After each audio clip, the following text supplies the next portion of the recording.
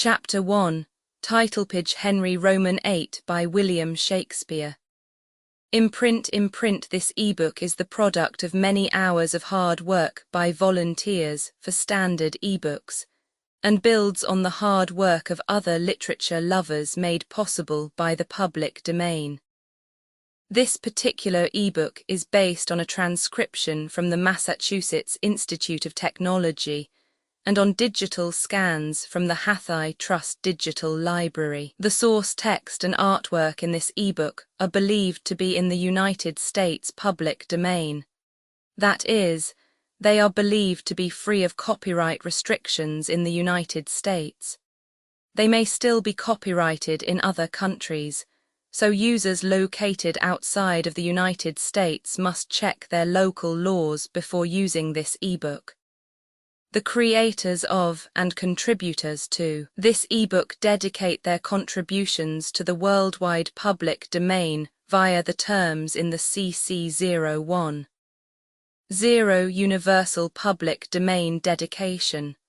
For full license information, see the uncopyright at the end of this ebook. Standard eBooks is a volunteer-driven project that produces ebook editions of public domain literature using modern typography, technology, and editorial standards, and distributes them free of cost. You can download this and other ebooks carefully produced for true book lovers at Standard Books. Org. Dramatis Personae King Henry VIII Cardinal Wolsey Cardinal Campeius Capucius. Ambassador from the Emperor Charles V. Cranmer.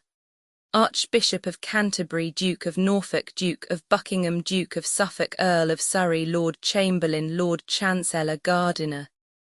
Bishop of Winchester, Bishop of Lincoln, Lord Abergavenny, Lord Sandys, Sir Henry Guildford, Sir Thomas Lovell, Sir Anthony Denny, Sir Nicholas Vaux, Secretaries to Wolsey Cromwell, Servant to Wolsey Griffith, Gentleman Usher to Queen Catharine, 3 Gentlemen Dr. Butts, Physician to the King Garter, King at Arms, Surveyor to the Duke of Buckingham Brandon, and a Sergeant at Arms doorkeeper of the Council Chamber. Porter, and his man page to Gardiner. A crier Queen Catharine, wife to King Henry, afterwards divorced Anne Boleyn, her maid of honour, afterwards Queen and old lady, friend to Anne Boleyn, patience, woman to Queen Catharine, several lords and ladies in the dumb shows. Women attending upon the Queen, scribes, officers, guards, and other attendant spirits seen. London, Westminster, Kimbolton. Henry Roman VIII Prologue I come no more to make you laugh. Things now, that bear a weighty and a serious brow, sad, high, and working, full of state and woe, such noble scenes as draw the eye to flow, we now present. Those that can pity here may, if they think it well, let fall a tear. The subject will deserve it.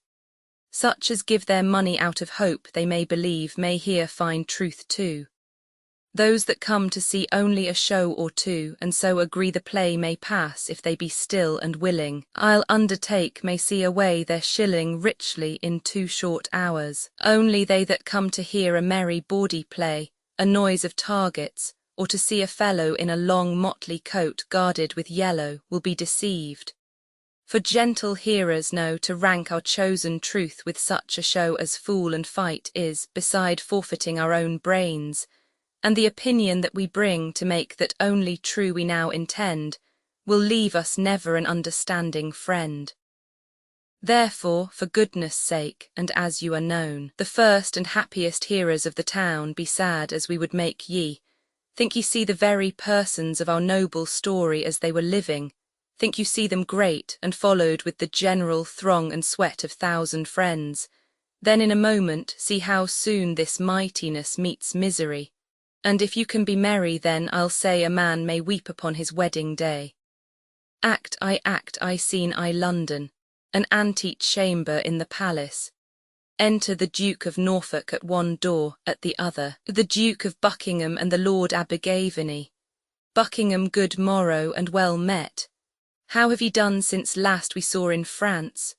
Norfolk, I thank your grace, healthful, and ever since a fresh admirer of what I saw there. Buckingham, an untimely ague stayed me a prisoner in my chamber when those sons of glory, those two lights of men, met in the vale of Andren. Norfolk twixt Gines and Ard, I was then present, saw them salute on horseback, beheld them when they lighted, how they clung in their embracement as they grew together. Which had they, what four-throned ones could have weighed such a compounded one? Buckingham, all the whole time I was my chamber's prisoner. Norfolk, then you lost the view of earthly glory, men might say, till this time pomp was single, but now married to one above itself. Each following day became the next day's master, till the last made former wonders its. Today the French, all clinquant, all in gold like heathen gods, shone down the English, and tomorrow they made Britain India, every man that stood showed like a mine. Their dwarfish pages were as cherubins all gilt, the madams too, not used to toil, did almost sweat to bear the pride upon them that their very labour was to them as a painting. Now this mask was cried incomparable, and the ensuing night made it a fool and beggar. The two kings, equal in lustre, were now best, now worst, as presents did present them, him in eye, still him in praise, and being present both, 'twas said they saw but one, and no discerner durst wag his tongue in censure. When these sons, for so they phrase by their heralds challenged the noble spirits to arms, they did perform beyond thought's compass, that former fabulous story being now seen possible enough got credit that Bevis was believed. Buckingham, oh, you go far. Norfolk, as I belong to worship and affect in honour honesty, the tract of everything would by a good discourser lose some life, which action's self was tongue to. All was royal, to the disposing of it naught rebelled, order gave each thing view, the office did distinctly his full function. Buckingham, who did guide, I mean, who set the body and the limbs of this great sport together, as you guess. Norfolk one, certes, that promises no element in such a business. Buckingham, I pray you, who, my lord, Norfolk, all this was ordered by the good discretion of the right reverend Cardinal of York. Buckingham, the devil speed him. No man's pie is freed from his ambitious finger. What had he to do in these fierce vanities? I wonder that such a keech can with his very bulk take up the rays o' the beneficial sun and keep it from the earth. Norfolk, surely, sir, there's in him stuff that puts him to these ends, for being not propped by ancestry, whose grace chalks successors their way, nor called upon for high feats done to the crown, neither allied for eminent assistance, but spider-like out of his self-drawing web he gives us note, the force of his own merit makes his way. A gift that heaven gives for him which buys a place next to the king. Abergavenny, I cannot tell what heaven hath given him, let some graver eye pierce into that, but I can see his pride peep through each part of him. Whence has he that, if not from hell? The devil is a niggard, or has given all before, and he begins a new hell in himself. Buckingham, why the devil, upon this French going out, took he upon him, without the privity o' the king, to appoint who should attend on him? He makes up the file of all the gentry, for the most part such to whom as great a charge as little honour he meant to lay upon, and his own letter, the honourable board of council out, must fetch him in the papers. Abergavenny, I do know kinsmen of mine, 3 at the least, that have by this so sickened their estates, that never they shall abound as formerly. Buckingham, oh, many have broke their backs with laying manners on for this great journey. What did this vanity but minister communication of a most poor issue?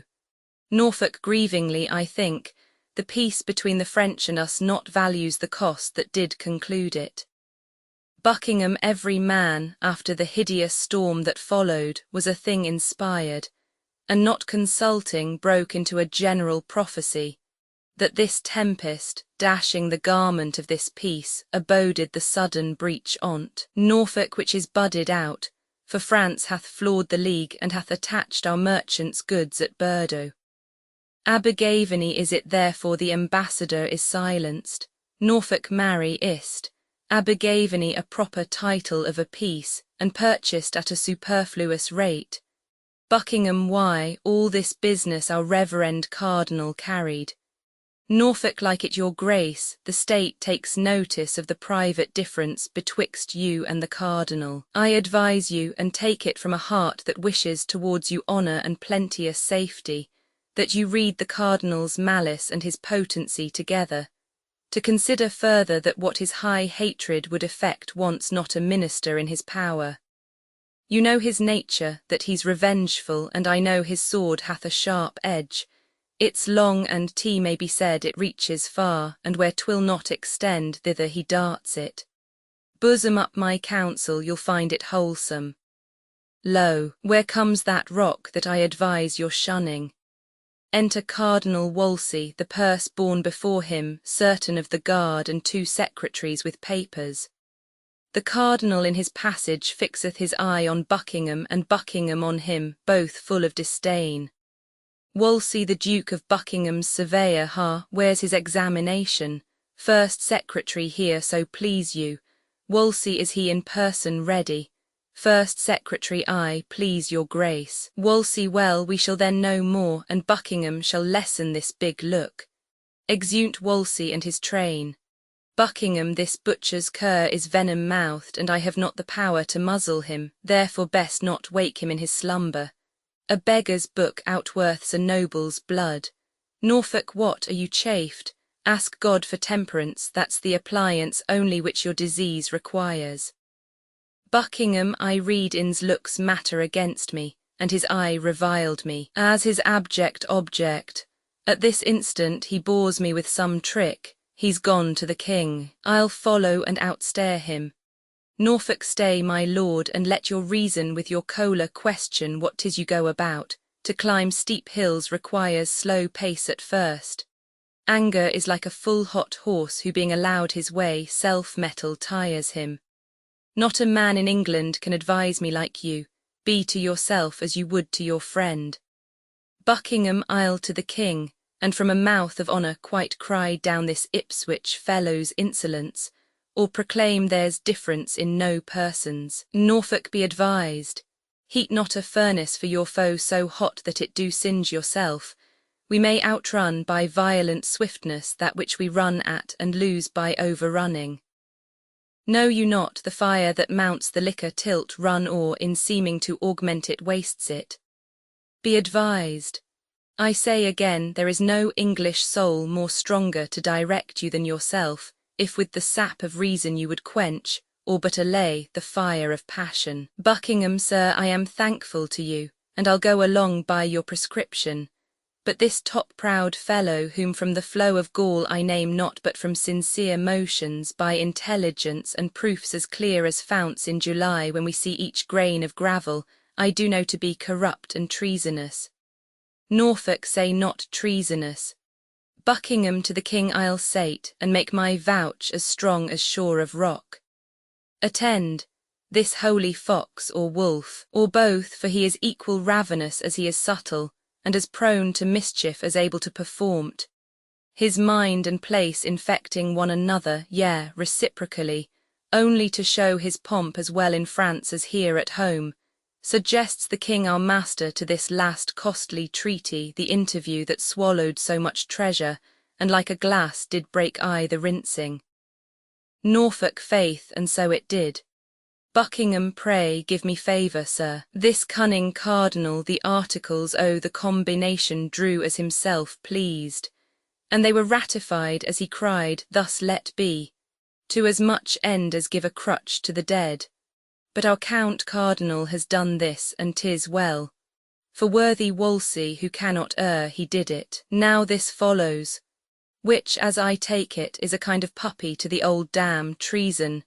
Charles the Emperor under pretence to see the Queen his aunt, for 'twas indeed his colour, but he came to whisper Wolsey, here makes visitation. His fears were that the interview betwixt England and France might, through their amity, breed him some prejudice. For from this league peeped harms that menaced him.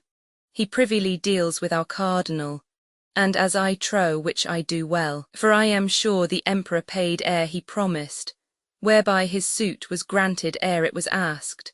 But when the way was made and paved with gold, the emperor thus desired that he would please to alter the king's course and break the foresaid peace. Let the king know as soon he shall by me, that thus the cardinal does buy and sell his honour as he pleases, and for his own advantage. Norfolk, I am sorry to hear this of him, and could wish he were something mistaken in't. Buckingham, no, not a syllable. I do pronounce him in that very shape he shall appear in proof. Enter Brandon, a sergeant at arms before him, and 2 or 3 of the guard. Brandon, your office, sergeant, execute it. Sergeant, sir, my lord the Duke of Buckingham and Earl of Hereford, Stafford and Northampton, I arrest thee of high treason in the name of our most sovereign king.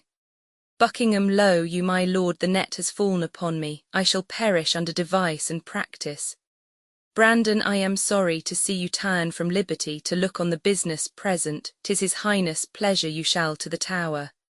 Buckingham, it will help me nothing to plead mine innocence, for that dye is on me which makes my whitest part black. The will of heaven be done in this and all things, I obey. O my lord Abergavenny, fare you well. Brandon, nay, he must bear you company. The king to Abergavenny is pleased you shall to the Tower till you know how he determines further. Abergavenny, as the Duke said, the will of heaven be done and the king's pleasure by me obeyed. Brandon, here is a warrant from the king to attach Lord Montacute, and the bodies of the Duke's confessor, John de la Carre, one Gilbert Peck, his chancellor, Buckingham so, these are the limbs o' the plot, no more I hope. Brandon a monk o' the Chartreux, Buckingham o' Nicholas Hopkins. Brandon he, Buckingham my surveyor is false, the all-great cardinal hath showed him gold, my life is spanned already. I am the shadow of poor Buckingham, whose figure even this instant cloud puts on by darkening my clear sun. My lord, farewell, exeunt, scene Roman II the same. The council chamber, cornets, enter the king, leaning on the cardinal's shoulder the nobles and Sir Thomas Lovell. The cardinal places himself under the king's feet on his right side. King, my life itself and the best heart of it thanks you for this great care. I stood the level of a full-charged confederacy, and give thanks to you that choked it. Let be called before us that gentleman of Buckingham's. In person I'll hear him his confessions justify, and point by point the treasons of his master he shall again relate. A noise within, crying, room for the Queen. Enter Queen Catherine, ushered by the Duke of Norfolk and the Duke of Suffolk. She kneels, the king riseth from his state, takes her up, kisses and placeth her by him. Queen Catherine, nay, we must longer kneel, I am a suitor. King, arise and take place by us, half your suit never named to us, you have half our power, the other moiety ere you ask is given, repeat your will and take it. Queen Catherine, thank your majesty, that you would love yourself, and in that love not unconsidered leave your honour, nor the dignity of your office is the point of my petition. King, lady mine, proceed. Queen Catherine, I am solicited not by a few, and those of true condition, that your subjects are in great grievance. There have been commissions sent down among which hath flawed the heart of all their loyalties. Wherein, although my good Lord Cardinal, they vent reproaches most bitterly on you, as putter on of these exactions, yet the King our master, whose honour heaven shield from soil. Even he escapes not language unmannerly, yea, such which breaks the sides of loyalty, and almost appears in loud rebellion. Norfolk not almost appears, it doth appear. For upon these taxations the clothiers all, not able to maintain the many to them longing, have put off the spinsters, carders, fullers, weavers, who, unfit for other life, compelled by hunger and lack of other means, in desperate manner daring the event to the teeth, are all in uproar, and danger serves among them. King, taxation.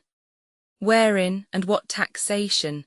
My Lord Cardinal, you that are blamed for it alike with us, know you of this taxation?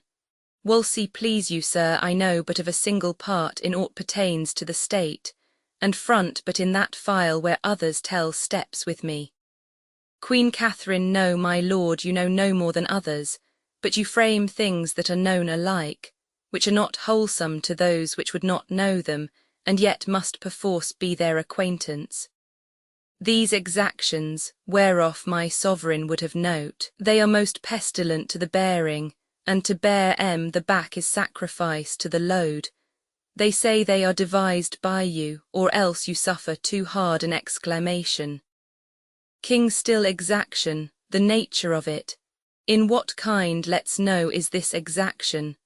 Queen Catherine, I am much too venturous in tempting of your patience, but am boldened under your promised pardon. The subject's grief comes through commissions which compel from each the 6th part of his substance to be levied without delay. And the pretence for this is named your wars in France. This makes bold mouths, tongues spit their duties out, and cold hearts freeze allegiance in them. Their curses now live where their prayers did, and it's come to pass this tractable obedience is a slave to each incensed will. I would your highness would give it quick consideration, for there is no primer business. King, by my life, this is against our pleasure. Wolsey, and for me, I have no further gone in this than by a single voice, and that not past me but by learned approbation of the judges. If I am traduced by ignorant tongues, which neither know my faculties nor person, yet will be the chronicles of my doing, let me say 'tis but the fate of place, and the rough break that virtue must go through. We must not stint our necessary actions, in the fear to cope malicious censurers, which ever as ravenous fishes do a vessel follow that is new-trimmed, but benefit no further than vainly longing. What we oft do best by sick interpreters, once weak ones, is not ours or not allowed. What worst, as oft hitting a grosser quality, is cried up for our best act. If we shall stand still in fear our motion will be mocked or carped at, we should take root here where we sit, or sit state statues only. King, things done well and with a care exempt themselves from fear, things done without example in their issue are to be feared. Have you a precedent of this commission? I believe not any. We must not rend our subjects from our laws and stick them in our will. 6th part of each. A trembling contribution. Why, we take from every tree lop, bark, and part o' the timber, and though we leave it with a root thus hacked, the air will drink the sap. To every county where this is questioned send our letters, with free pardon to each man that has denied the force of this commission. Pray look tot, I put it to your care. Wolsey, a word with you, to the secretary. Let there be letters writ to every shire of the king's grace and pardon. The grieved commons hardly conceive of me. Let it be noised that through our intercession this revokement and pardon comes. I shall anon advise you further in the proceeding. Exit secretary. Enter surveyor. Queen Catherine, I am sorry that the Duke of Buckingham is run in your displeasure. King, it grieves many. The gentleman is learned and a most rare speaker, to nature none more bound, his training such, that he may furnish and instruct great teachers and never seek for aid out of himself. Yet see, when these so noble benefits shall prove not well disposed, the mind growing once corrupt, they turn to vicious forms, 10 times more ugly than ever they were fair. This man so complete, who was enrolled mongst wonders, and when we, almost with ravished listening, could not find his hour of speech a minute, he, my lady, hath into monstrous habits put the graces that once were his, and is become as black as if besmeared in hell. Sit by us. You shall hear this was his gentleman in trust of him things to strike honour sad. Bid him recount the forecited practices, whereof we cannot feel too little hear too much. Wolsey, stand forth, and with bold spirit relate what you, most like a careful subject, have collected out of the Duke of Buckingham. King, speak freely. Surveyor first, it was usual with him, every day it would infect his speech, that if the king should without issue die, he'll carry it so to make the sceptre his. These very words I've heard him utter to his son-in-law, Lord Abergavenny, to whom by oath he menaced revenge upon the cardinal. Wolsey, please your highness, note this dangerous conception in this point. Not friended by his wish, to your high person his will is most malignant, and it stretches beyond you to your friends. Queen Catherine, my learned Lord Cardinal, deliver all with charity. King, speak on, how grounded he his title to the crown upon our fail? To this point haste, thou heard him at any time speak aught. Surveyor, he was brought to this by a vain prophecy of Nicholas Hopkins. King, what was that Hopkins? Surveyor, sir, a Chartreux friar, his confessor, who fed him every minute with words of sovereignty. King, how know'st thou this? Surveyor, not long before your highness sped to France, the Duke being at the Rose within the parish St. Lawrence Poultney, did of me demand what was the speech among the Londoners concerning the French journey. I replied, men feared the French would prove perfidious to the king's danger. Presently the Duke said 'twas the fear indeed, and that he doubted 'twould prove the verity of certain words spoke by a holy monk. That oft, says he, hath sent to me, wishing me to permit John de la Carre, my chaplain, a choice hour to hear from him a matter of some moment, whom after under the confession's seal he solemnly had sworn, that what he spoke my chaplain to no creature living but to me should utter, with demure confidence this pausingly ensued. Neither the king nor's heirs, tell you the Duke, shall prosper. Bid him strive to gain the love o' the commonalty. The Duke shall govern England. Queen Catherine, if I know you well, you were the Duke's surveyor, and lost your office on the complaint o' the tenants. Take good heed you charge not in your spleen a noble person, and spoil your nobler soul. I say take heed, yes, heartily beseech you. King, let him on, go forward. Surveyor, on my soul I'll speak but truth. I told my lord the Duke, by the devil's illusions the monk might be deceived, and that 'twas dangerous for him to ruminate on this so far, until it forged him some design, which, being believed, it was much like to do. He answered, tush, it can do me no damage, adding further that had the king in his last sickness failed, the cardinals and Sir Thomas Lovell's heads should have gone off. King, ha, what so rank? Ah, there's mischief in this man, canst thou say further? Surveyor, I can, my liege. King, proceed. Surveyor, being at Greenwich, after your highness had reproved the Duke about Sir William Blomer. King, I remember of such a time, being my sworn servant, the Duke retained him his. But on, what hence? Surveyor, if, quoth he, I for this had been committed as to the Tower, I thought I would have played the part my father meant to act upon the usurper Richard, who, being at Salisbury, made suit to come in's presence, which if granted, as he made semblance of his duty, would have put his knife to him. A king, a giant traitor. Wolsey now, madam, may his highness live in freedom and this man out of prison. Queen Catherine, God mend all. King, there's something more would out of thee, what say'st? Surveyor, after the Duke his father, with the knife, he stretched him, and with one hand on his dagger, another spread on's breast, mounting his eyes, he did discharge a horrible oath, whose tenor was, were he evil used, he would outgo his father by as much as a performance does an irresolute purpose. King, there's his period to sheath his knife in us. He is attached. Call him to present trial, if he may find mercy in the law 'tis his, if none let him not seek of us, by day and night he's traitor to the height. Exeunt, scene Roman 3, an ante-chamber in the palace. Enter the Lord Chamberlain and Lord Sandys. Chamberlain, is't possible the spells of France should juggle men into such strange mysteries? Sandys, new customs, though they be never so ridiculous, nay, let 'em be unmanly, yet are followed. Chamberlain, as far as I see, all the good our English have got by the late voyage is but merely a fit or two o' the face. But they are shrewd ones. For when they hold you would swear directly their very noses had been counsellors to Pepin or Clotharius.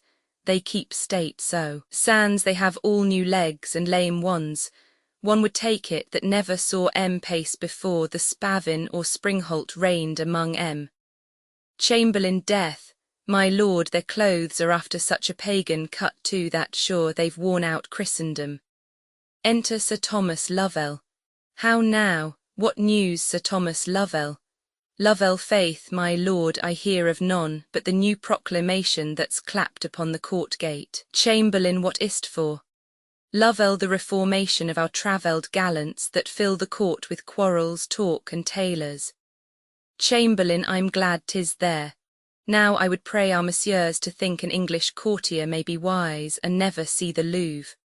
Lovell, they must either, for so run the conditions, leave those remnants of fool and feather that they got in France, with all their honourable point of ignorance pertaining thereunto, as fights and fireworks, abusing better men than they can be, out of a foreign wisdom, renouncing clean the faith they have in tennis, and tall stockings, short blistered breeches and those types of travel, and understand again like honest men. Or pack to their old playfellows, there I take it they may come provilegio, wear away the lag end of their lewdness and be laughed at. Sans 'tis time to give physic, their diseases are grown so catching. Chamberlain, what a loss our ladies will have of these trim vanities. Lovell, I marry, there will be woe indeed, lords. The sly horsens have got a speeding trick to lay down ladies. A French song and a fiddle has no fellow. Sans the devil fiddle I am glad they are going, for sure there's no converting of Now an honest country lord as I am, beaten a long time out of play, may bring his plain song and have an hour of hearing, and by a lady held current music too. Chamberlain, well said, Lord Sans, your colt's tooth is not cast yet. Sans, no, my lord, nor shall not while I have a stump. Chamberlain, Sir Thomas, whither were you going? Lovell, to the cardinal's, your lordship is a guest too. Chamberlain, oh, 'tis true. This night he makes a supper and a great one to many lords and ladies. There will be the beauty of this kingdom, I'll assure you.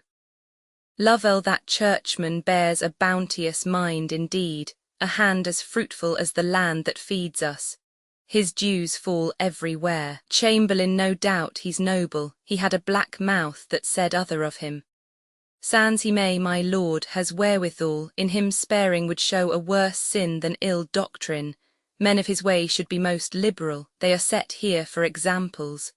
Chamberlain, true they are so, but few now give so great ones.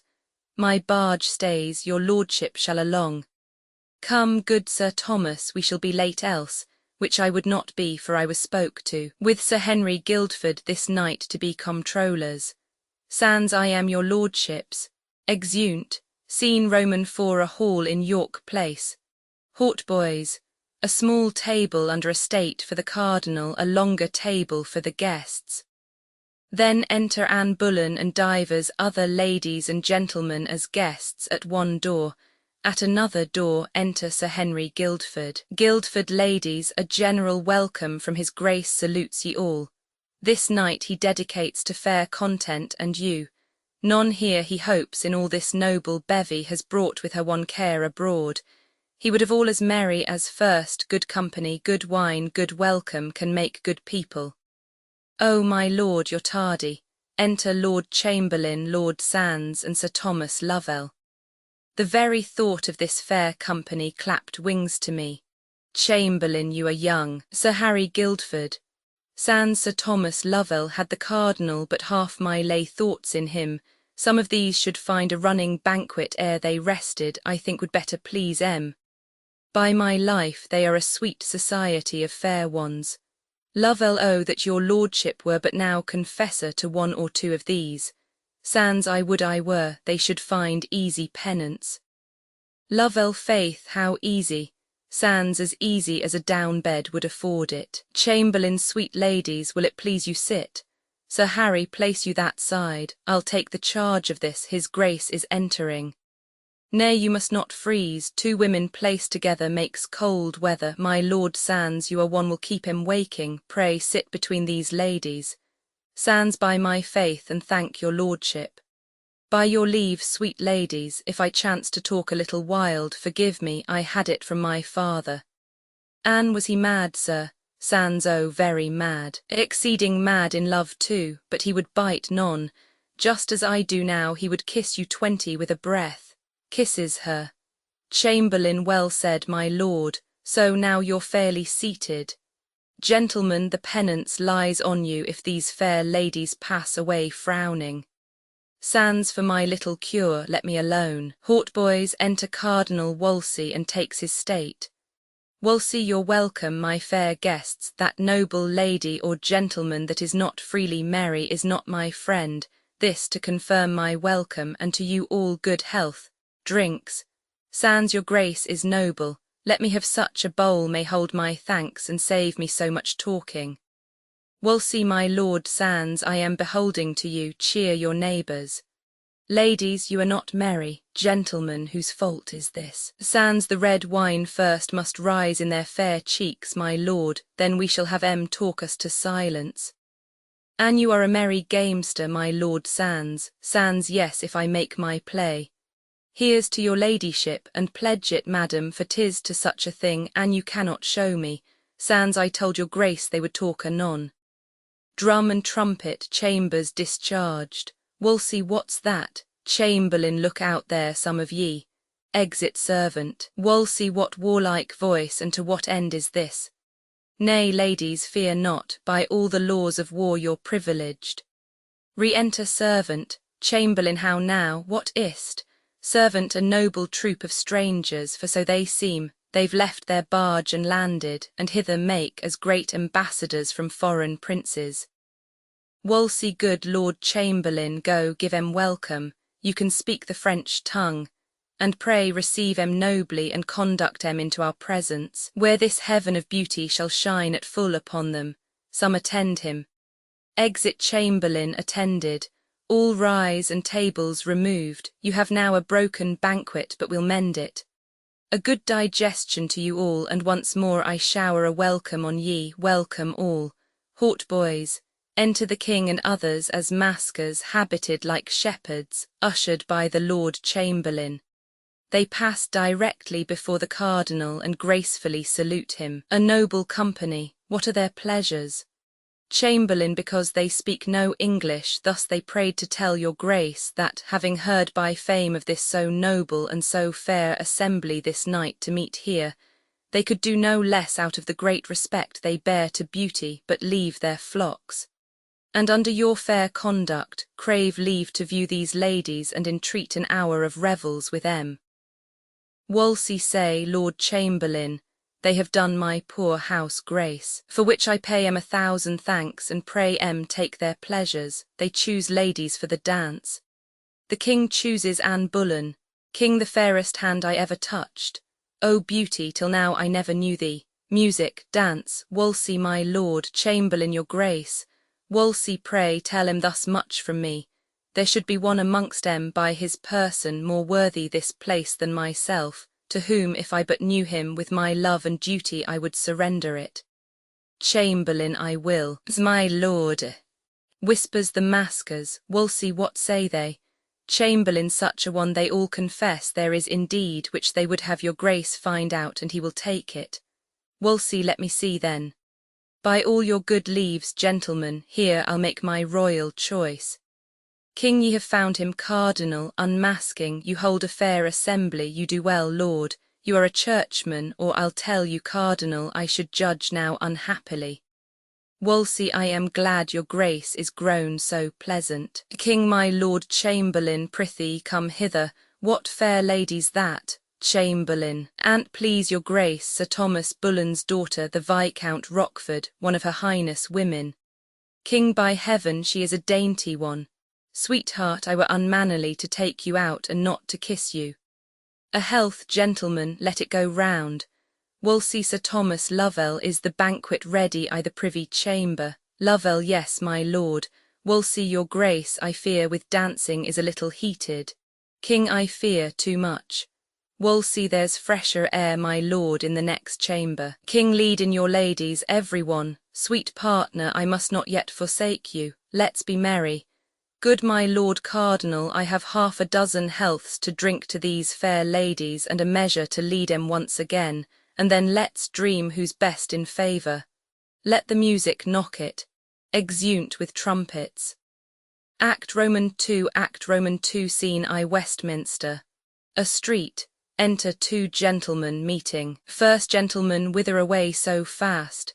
Second gentleman, O God save ye, even to the hall to hear what shall become of the great Duke of Buckingham. First gentleman, I'll save you that labour, sir. All's now done but the ceremony of bringing back the prisoner. Second gentleman, were you there? First gentleman, yes, indeed was I. Second gentleman, pray speak what has happened. First gentleman, you may guess quickly what. Second gentleman, is he found guilty? First gentleman, yes, truly is he, and condemned upon't. Second gentleman, I am sorry for't. First gentleman, so are a number more. Second gentleman, but pray how passed it? First gentleman, I'll tell you in a little. The great Duke came to the bar, where to his accusations he pleaded still not guilty, and alleged many sharp reasons to defeat the law. The king's attorney on the contrary urged on the examinations, proofs, confessions of divers witnesses, which the Duke desired to have brought viva voce to his face, at which appeared against him his surveyor, Sir Gilbert Peck his chancellor, and John Carr confessor to him, with that devil monk Hopkins that made this mischief. Second gentleman, that was he that fed him with his prophecies. First gentleman, the same. All these accused him strongly, which he fain would have flung from him, but, indeed, he could not. And so his peers, upon this evidence, have found him guilty of high treason. Much he spoke, and learnedly, for life, but all was either pitied in him or forgotten. Second gentleman, after all this, how did he bear himself? First gentleman, when he was brought again to the bar, to hear his knell rung out, his judgment, he was stirred with such an agony, he sweat extremely, and something spoke in choler, ill and hasty. But he fell to himself again, and sweetly in all the rest showed a most noble patience. Second gentleman, I do not think he fears death. First gentleman, sure he does not, he never was so womanish. The cause he may a little grieve at. Second gentleman, certainly the cardinal is the end of this. First gentleman, 'tis likely by all conjectures. First, Kildare's attainder, then deputy of Ireland, who removed Earl Surrey was sent thither, and in haste too, lest he should help his father. Second gentleman, that trick of state was a deep envious one. First gentleman, at his return, no doubt he will requite it. This is noted, and generally whoever the king favours, the cardinal instantly will find employment, and far enough from court too. Second gentleman, all the commons hate him perniciously, and oh my conscience, wish him 10 fathom deep. This Duke as much they love and dote on, call him bounteous Buckingham, the mirror of all courtesy. First gentleman, stay there, sir, and see the noble ruined man you speak of. Enter Buckingham from his arraignment, tip staves before him, the axe with the edge towards him, halberds on each side, accompanied with Sir Thomas Lovell, Sir Nicholas Vaux, Sir William Sands, and common people. Second gentleman, let's stand close and behold him. Buckingham, all good people, you that thus far have come to pity me, hear what I say, and then go home and lose me. I have this day received a traitor's judgment, and by that name must die. Yet heaven bear witness, and if I have a conscience, let it sink me even as the axe falls, if I be not faithful. The law I bear no malice for my death, T has done upon the premises but justice. But those that sought it I could wish more Christians. Be what they will, I heartily forgive 'em. Yet let 'em look they glory not in mischief, nor build their evils on the graves of great men, for then my guiltless blood must cry against 'em. For further life in this world I ne'er hope, nor will I sue, although the king have mercies more than I dare make faults. You few that loved me, and dare be bold to weep for Buckingham, his noble friends and fellows, whom to leave is only bitter to him, only dying, go with me like good angels to my end.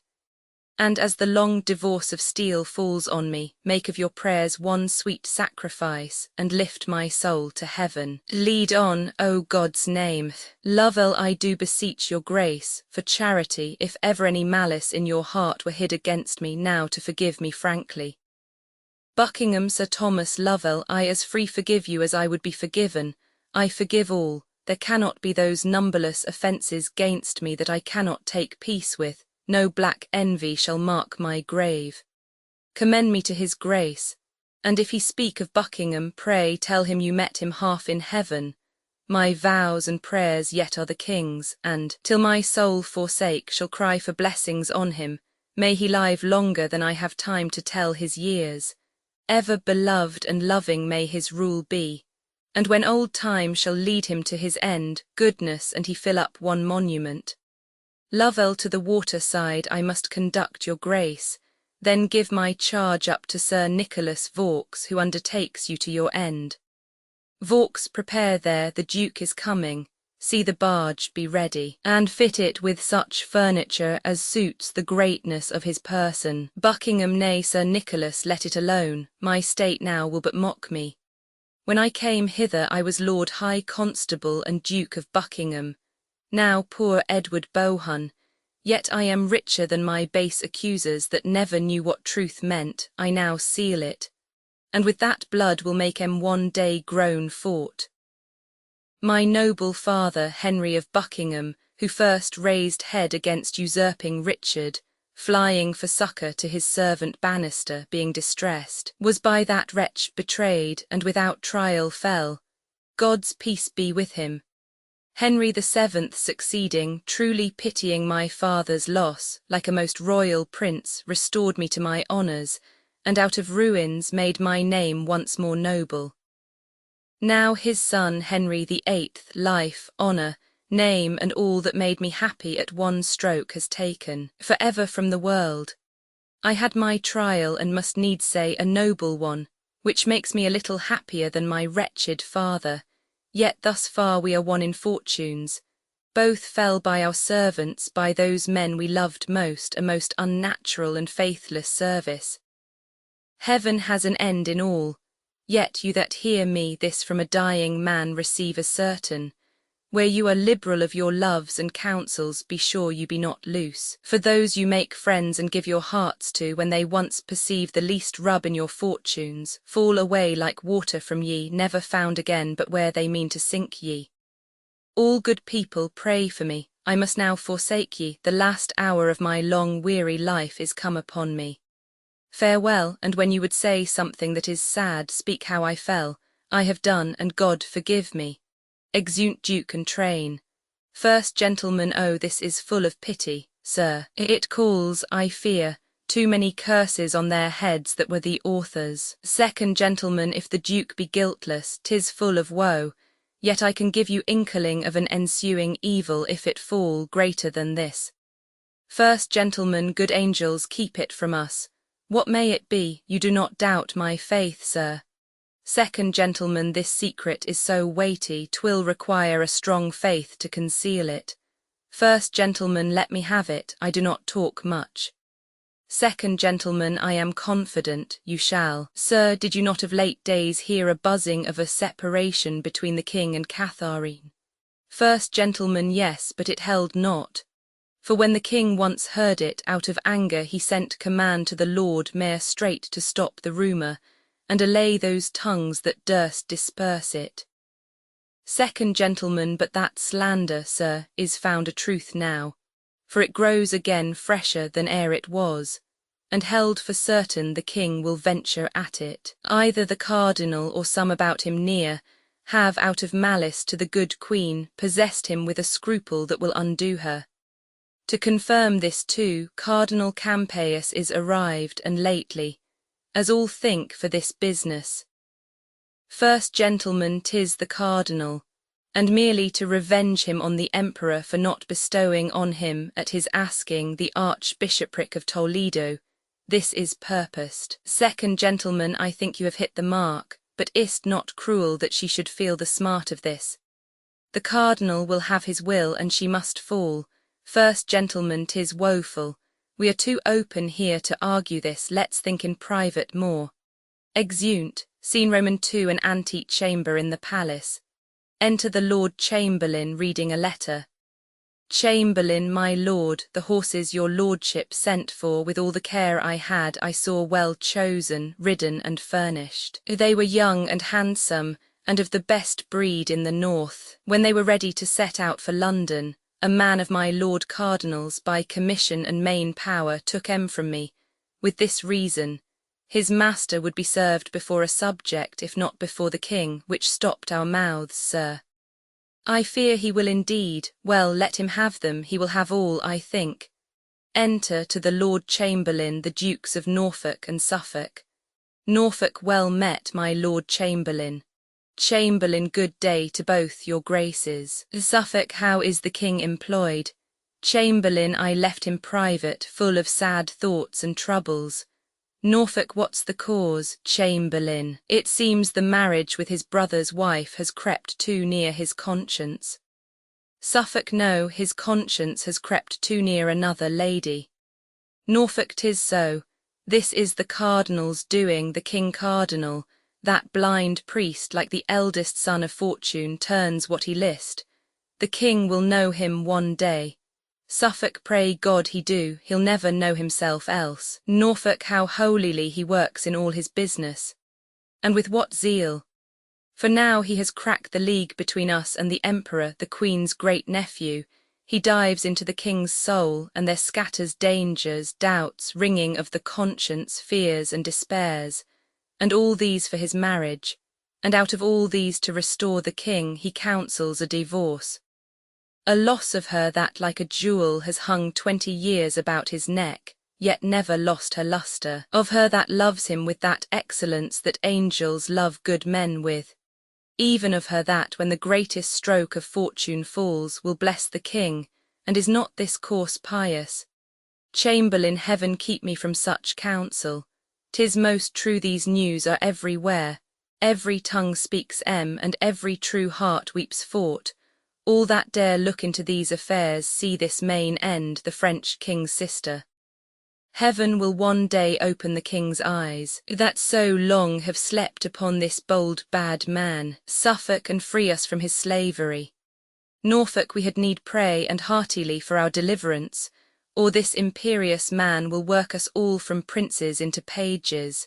All men's honours lie like one lump before him, to be fashioned into what pitch he please. Suffolk, for me, my lords, I love him not nor fear him, there's my creed. As I am made without him, so I'll stand if the king please. His curses and his blessings touch me alike, they a breath I not believe in. I knew him and I know him, so I leave him to him that made him proud, the Pope. Norfolk lets in, and with some other business put the king from these sad thoughts that work too much upon him. My lord, you'll bear us company. Chamberlain, excuse me, the king has sent me otherwhere. Besides, you'll find a most unfit time to disturb him. Health to your lordships. Norfolk, thanks, my good Lord Chamberlain. Exit Lord Chamberlain, and the king draws the curtain and sits reading pensively. Suffolk, how sad he looks, sure he is much afflicted. King, who's there? Ha, Norfolk, pray God he be not angry. King, who's there? I say, how dare you thrust yourselves into my private meditations? Who am I? Ha, Norfolk, a gracious king that pardons all offences malice ne'er meant. Our breach of duty this way is business of estate, in which we come to know your royal pleasure. King, ye are too bold, go to. I'll make ye know your times of business. Is this an hour for temporal affairs? Ha. Enter Wolsey and Campeius with a commission. Who's there? My good Lord Cardinal. O my Wolsey, the quiet of my wounded conscience, thou art a cure fit for a king. To Campeius, you're welcome, most learned reverend sir, into our kingdom, use us and it. To Wolsey, My good lord, have great care I be not found a talker. Wolsey, sir, you cannot. I would your grace would give us but an hour of private conference. King to Norfolk and Suffolk, we are busy, go, Norfolk aside to Suffolk. This priest has no pride in him. Suffolk aside to Norfolk. Not to speak of, I would not be so sick though for his place, but this cannot continue. Norfolk aside to Suffolk, if it do I'll venture one have at him. Suffolk aside to Norfolk, I another, exeunt Norfolk and Suffolk. Wolsey, your grace has given a precedent of wisdom above all princes in committing freely your scruple to the voice of Christendom, who can be angry now, what envy reach you? The Spaniard, tied blood and favour to her, must now confess, if they have any goodness, the trial just and noble. All the clerks, I mean the learned ones, in Christian kingdoms have their free voices.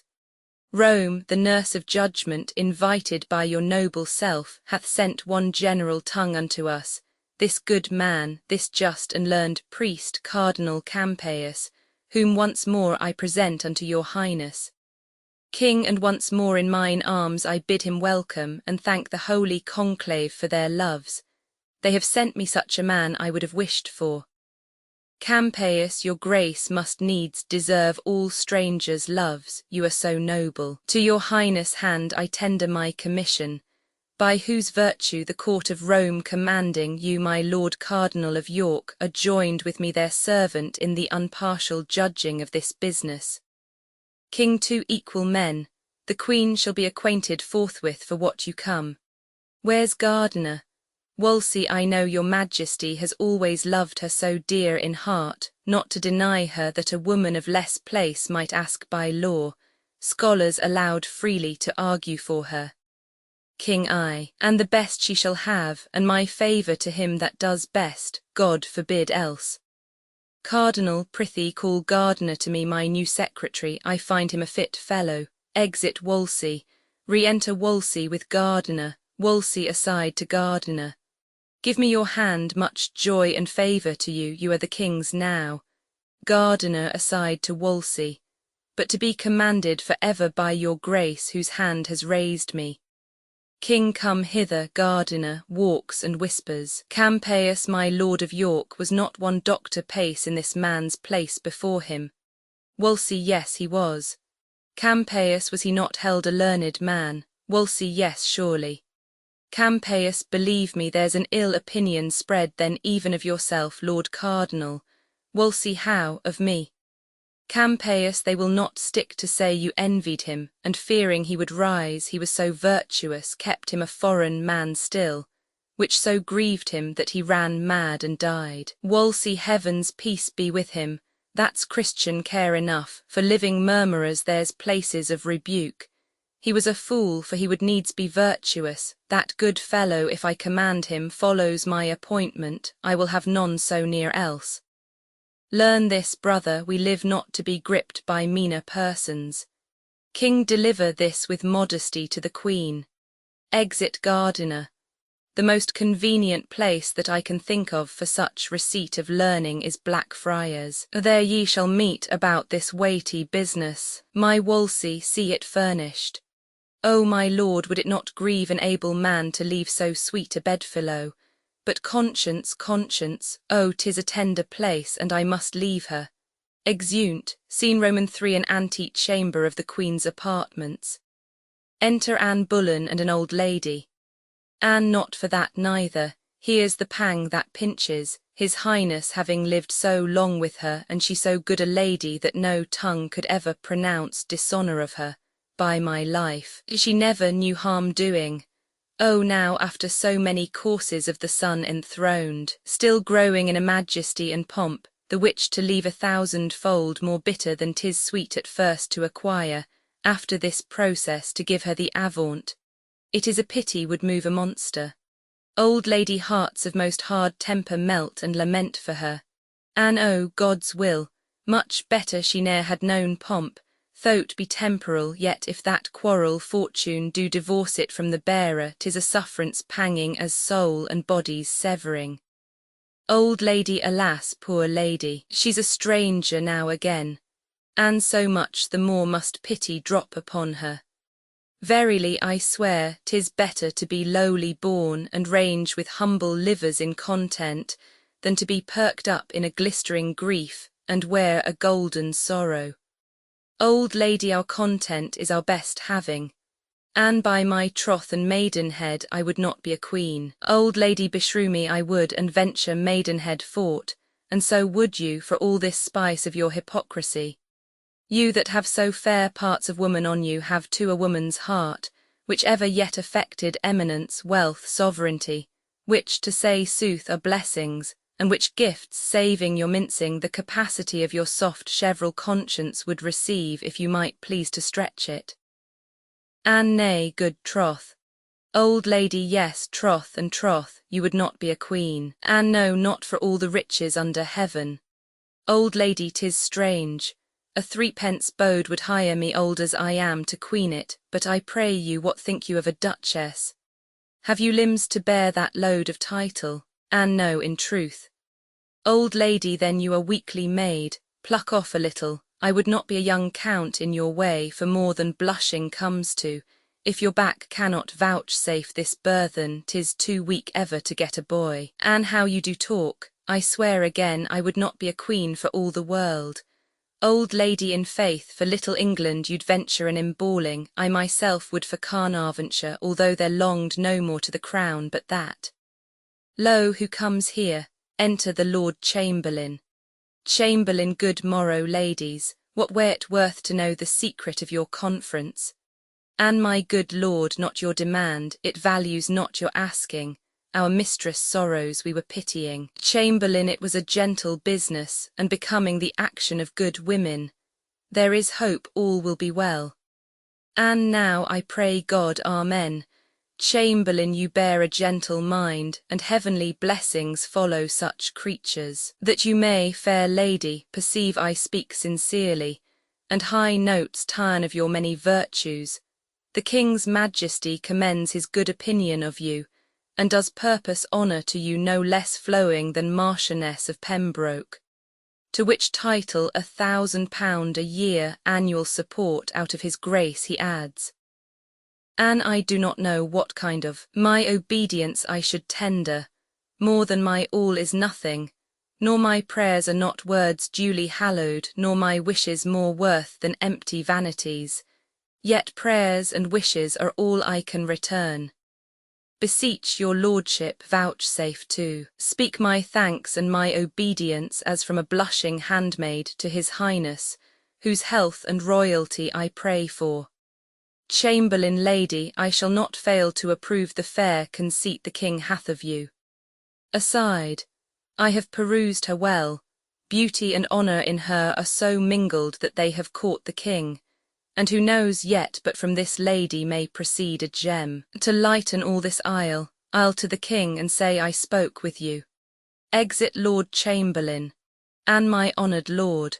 Old lady, why this it is, see, I have been begging 16 years in court, am yet a courtier beggarly, nor could come pat betwixt too early and too late for any suit of pounds, and you, O fate, a very fresh fish here, fie upon this compelled fortune.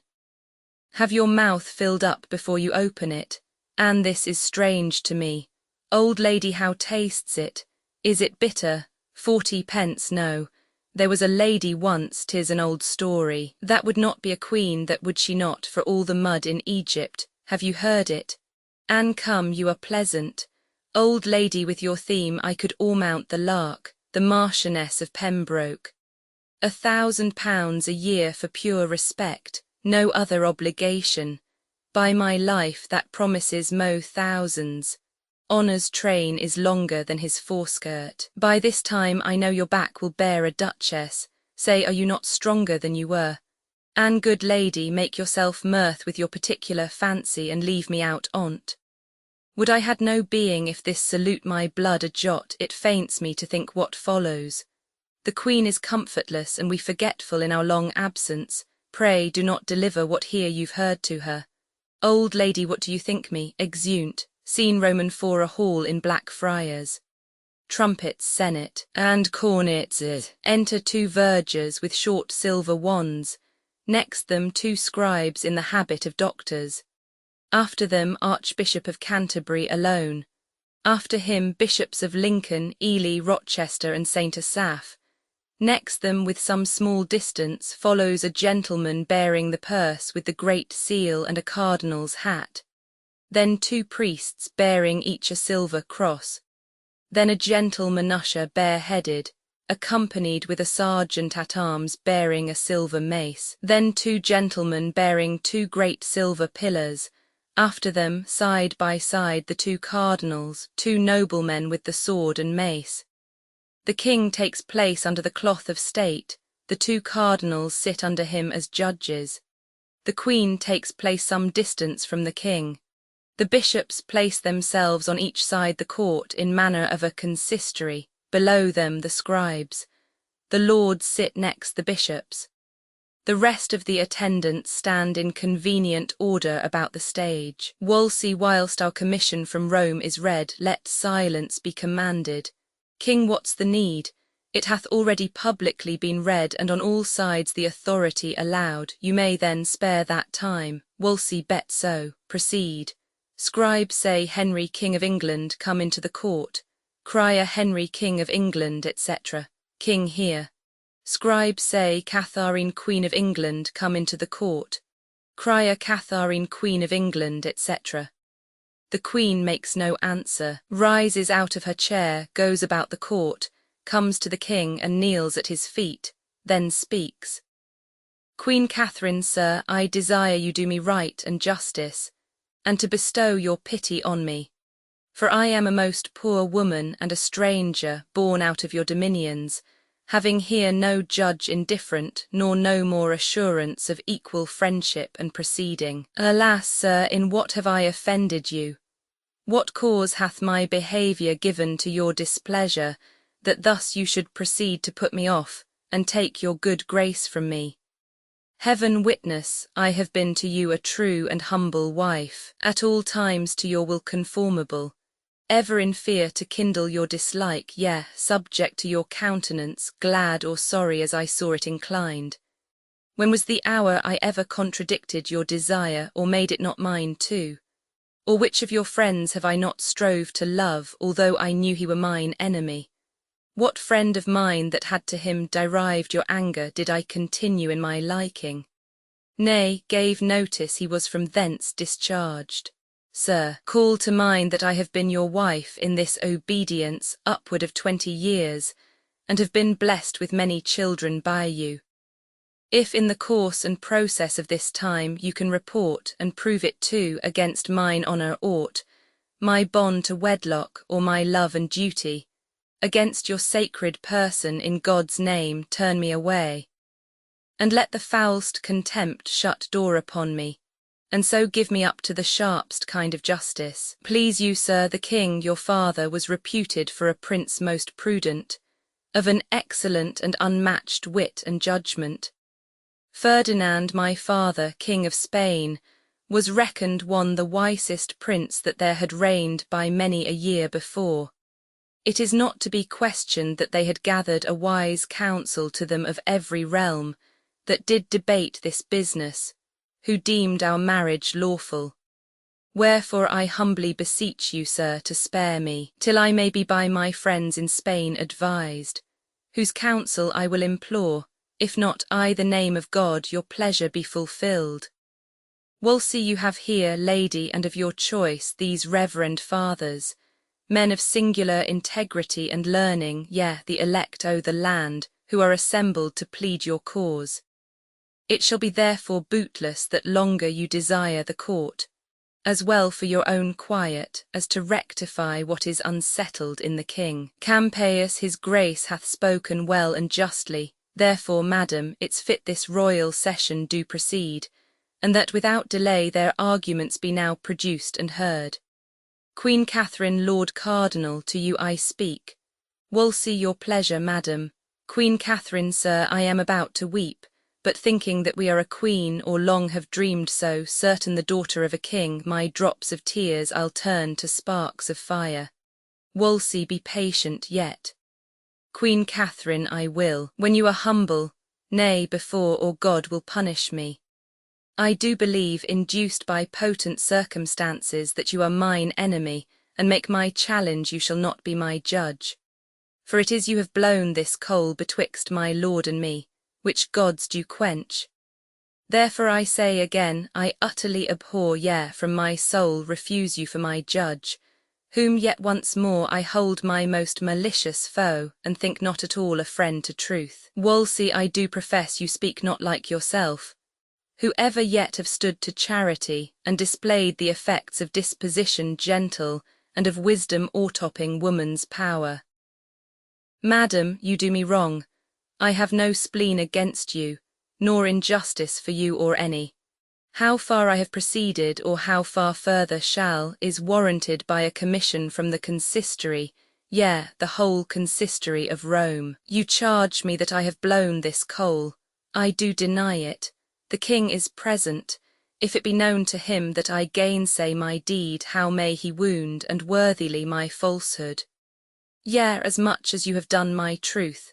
If he know that I am free of your report, he knows I am not of your wrong. Therefore in him it lies to cure me, and the cure is to remove these thoughts from you, the which before his highness shall speak in. I do beseech you, gracious madam, to unthink your speaking, and to say so no more. Queen Catherine, my lord, I am a simple woman, much too weak to oppose your cunning. You're meek and humble-mouthed. You sign your place and calling in full seeming with meekness and humility, but your heart is crammed with arrogancy, spleen and pride. You have, by fortune and his highness' favours, gone slightly o'er low steps, and now are mounted where powers are your retainers, and your words, domestics to you, serve your will asked please yourself pronounce their office. I must tell you, you tender more your person's honour than your high profession spiritual, that again I do refuse you for my judge, and here before you all appeal unto the Pope to bring my whole cause for his holiness and to be judged by him. She curtsies to the king, and offers to depart. Campeius, the queen is obstinate, stubborn to justice, apt to accuse it, and disdainful to be tried by't. 'Tis not well. She's going away. King, call her again. Cry, Catharine, Queen of England, come into the court. Griffith, madam, you are called back. Queen Catherine, what need you note it? Pray you keep your way, when you are called return. Now the Lord help, they vex me past my patience. Pray you pass on, I will not tarry, no, nor ever more upon this business my appearance make in any of their courts. Exeunt Queen and her attendants. King, go thy ways, Kate. That man I the world who shall report he has a better wife, let him in naught be trusted, for speaking false in that. Thou art alone if thy rare qualities, sweet gentleness, thy meekness, saint-like, wife-like government, obeying and commanding, and thy parts sovereign and pious else, could speak thee out, the queen of earthly queens. She's noble born, and like her true nobility, she has carried herself towards me. Wolsey, most gracious sir, in humblest manner I require your highness that it shall please you to declare in hearing of all these ears. For where I am robbed and bound, there must I be unloosed, although not there at once and fully satisfied. Whether ever I did broach this business to your highness, or laid any scruple in your way which might induce you to the question on't, or ever have to you, but with thanks to God for such a royal lady, spake one the least word that might be to the prejudice of her present state, or touch of her good person. King, my Lord Cardinal, I do excuse you. Yea, upon mine honour, I free you from't. You are not to be taught that you have many enemies that know not why they are so, but like to village curs, bark when their fellows do. By some of these the Queen is put in anger. You're excused, but will you be more justified? You ever have wished the sleeping of this business, never desired it to be stirred, but oft have hindered oft the passages made toward it. On my honour I speak my good Lord Cardinal to this point, and thus far clear him. Now what moved me tot, I will be bold with time and your attention, then mark the inducement. Thus it came, give heed tot. My conscience first received a tenderness, scruple, and prick, on certain speeches uttered by the Bishop of Bayonne, then French ambassador, who had been hither sent on the debating a marriage twixt the Duke of Orleans and our daughter Mary.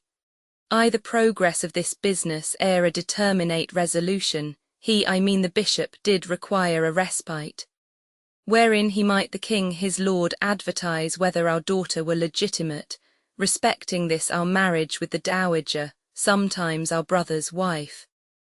This respite shook the bosom of my conscience, entered me, with a splitting power, and made to tremble the region of my breast, which forced such way, that many mazed considerings did throng and pressed in with this caution. First methought I stood not in the smile of heaven, who had commanded nature, that my lady's womb, if it conceived a male child by me, should do no more offices of life tot than the grave does to the dead. For her male issue or died where they were made, or shortly after this world had aired them. Hence I took a thought, this was a judgment on me, that my kingdom, well worthy the best heir o' the world, should not be gladded in't by me. Then follows, that I weighed the danger which my realm stood in by this my issue's fail, and that gave to me many a groaning throe. Thus hulling in the wild sea of my conscience, I did steer toward this remedy whereupon we are now present here together. That's to say, I meant to rectify my conscience, which I then did feel full sick, and yet not well by all the reverend fathers of the land and doctors learned. First I began in private with you, my Lord of Lincoln. You remember how under my oppression I did wreak when I first moved you.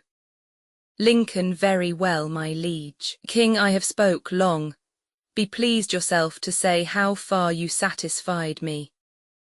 Lincoln, so please your highness, the question did at first so stagger me, bearing a state of mighty moment in't and consequence of dread, that I committed the daringst counsel which I had to doubt, and did entreat your highness to this course which you are running here. King, I then moved you, my Lord of Canterbury, and got your leave to make this present summons. Unsolicited I left no reverend person in this court, but by particular consent proceeded under your hands and seals. Therefore go on. For no dislike I the world against the person of the good Queen, but the sharp thorny points of my alleged reasons drive this forward.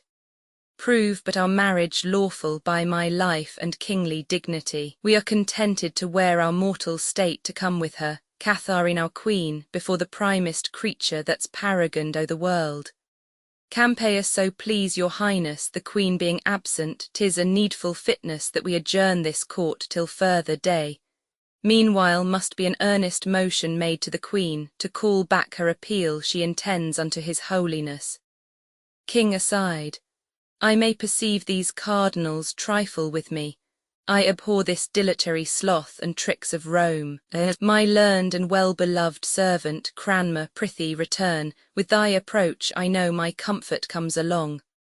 Break up the court, I say, set on, exeunt in manner as they entered. Act Roman 3, Act Roman 3, Scene I, London, the Queen's apartments. Enter the Queen and her women as at work. Queen Catherine, take thy lute, wench. My soul grows sad with troubles. Sing and disperse if thou canst, leave working. Song. Orpheus with his lute made trees, and the mountain tops that freeze bow themselves when he did sing. To his music plants and flowers, ever sprung as sun and showers, there had made a lasting spring. Everything that heard him play, even the billows of the sea, hung their heads and then lay by. In sweet music is such art, killing care and grief of heart, fall asleep, or hearing die. Enter a gentleman. Queen Catherine, how now? Gentlemen, an't please your grace, the two great cardinals wait in the presence. Queen Catherine, would they speak with me? Gentlemen, they willed me say so, madam. Queen Catherine, pray their graces to come near. Exit gentlemen. What can be their business with me, a poor weak woman fallen from favour? I do not like their coming. Now I think on't they should be good men, their affairs as righteous, but all hoods make not monks.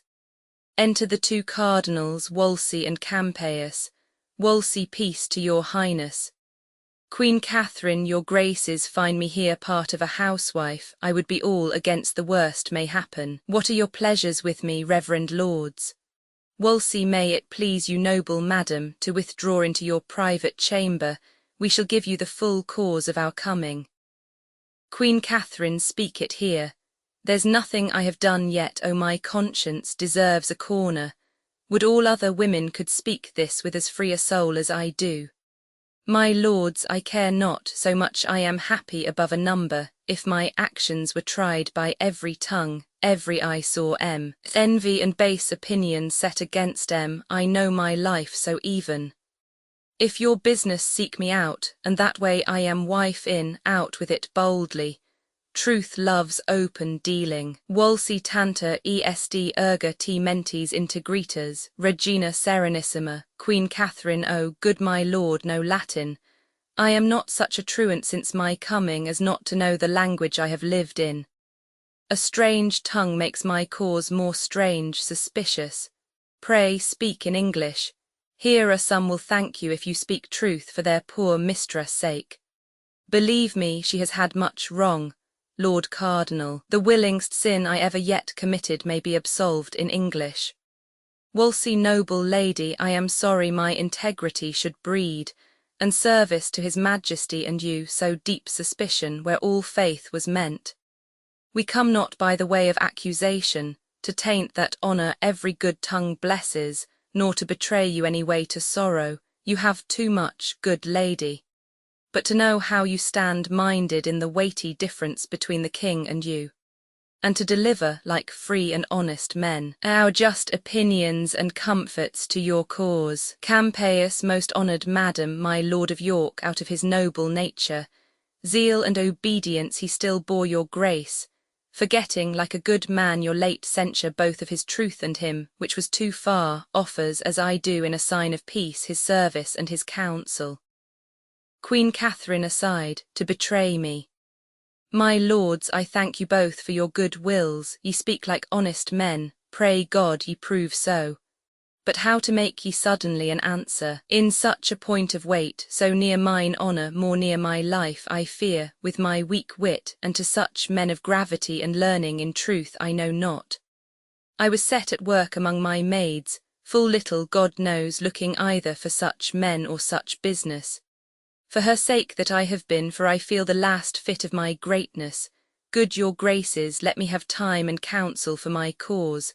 Alas, I am a woman, friendless, hopeless. Wolsey, madam, you wrong the king's love with these fears. Your hopes and friends are infinite. Queen Catherine in England but little for my profit. Can you think, lords, that any Englishman dare give me counsel, or be a known friend, gainst his highness' pleasure, though he be grown so desperate to be honest and live a subject? Nay, forsooth, my friends, they that must weigh out my afflictions, they that my trust must grow to, live not here. They are, as all my other comforts, far hence in mine own country, lords. Campeius, I would your grace would leave your griefs and take my counsel. Queen Catherine, how, sir? Campeius, put your main cause into the king's protection. He's loving and most gracious. 'Twill be much both for your honour better and your cause, for if the trial of the law o'ertake ye, you'll part away disgraced. Wolsey, he tells you rightly. Queen Catherine, ye tell me what ye wish for both, my ruin, is this your Christian counsel? Out upon ye, heaven is above all yet, there sits a judge that no king can corrupt. Campeius, your rage mistakes us. Queen Catherine, the more shame for ye. Holy men, I thought ye upon my soul two reverend cardinal virtues, but cardinal sins and hollow hearts I fear ye. Mend for shame, my lords. Is this your comfort, the cordial that ye bring a wretched lady, a woman lost among ye, laughed at, scorned? I will not wish ye half my miseries, I have more charity. But say I warned ye, take heed, for heaven's sake, take heed, lest at once the burthen of my sorrows fall upon ye. Wolsey, madam, this is a mere distraction. You turn the good we offer into envy. Queen Catherine, ye turn me into nothing. Woe upon ye and all such false professors. Would you have me, if you have any justice, any pity, if ye be anything but churchmen's habits, put my sick cause into his hands that hates me? Alas, has banished me his bed already, his love, too long ago. I am old, my lords, and all the fellowship I hold now with him is only my obedience. What can happen to me above this wretchedness? All your studies make me a curse like this. Icampaius, your fears are worse. Queen Catherine, have I lived thus long? Let me speak myself, since virtue finds no friends, a wife, a true one. A woman, I dare say, without vainglory, never yet branded with suspicion. Have I with all my full affections still met the king, loved him next heaven, obeyed him, been out of fondness superstitious to him, almost forgot my prayers to content him, and am I thus rewarded? 'Tis not well, lords. Bring me a constant woman to her husband, one that ne'er dreamed a joy beyond his pleasure. And to that woman, when she has done most, yet will I add an honour, a great patience. Wolsey, madam, you wander from the good we aim at. Queen Catherine, my lord, I dare not make myself so guilty, to give up willingly that noble title your master wed me to. Nothing but death shall e'er divorce my dignities. Wolsey, pray hear me. Queen Catherine, would I had never trod this English earth, or felt the flatteries that grow upon it. Ye have angels' faces, but heaven knows your hearts. What will become of me now, wretched lady? I am the most unhappy woman living. Alas, poor wenches, where are now your fortunes? Shipwrecked upon a kingdom where no pity, no friends, no hope, no kindred weep for me. Almost no grave allowed me like the lily, that once was mistress of the field and flourished. I'll hang my head and perish. Wolsey, if your grace could but be brought to know our ends are honest, you'd feel more comfort. Why should we, good lady, upon what cause wrong you? Alas, our places, the way of our profession is against it. We are to cure such sorrows, not to sow em. For goodness' sake, consider what you do, how you may hurt yourself. I utterly grow from the king's acquaintance by this carriage. The hearts of princes kiss obedience, so much they love it, but to stubborn spirits they swell and grow as terrible as storms.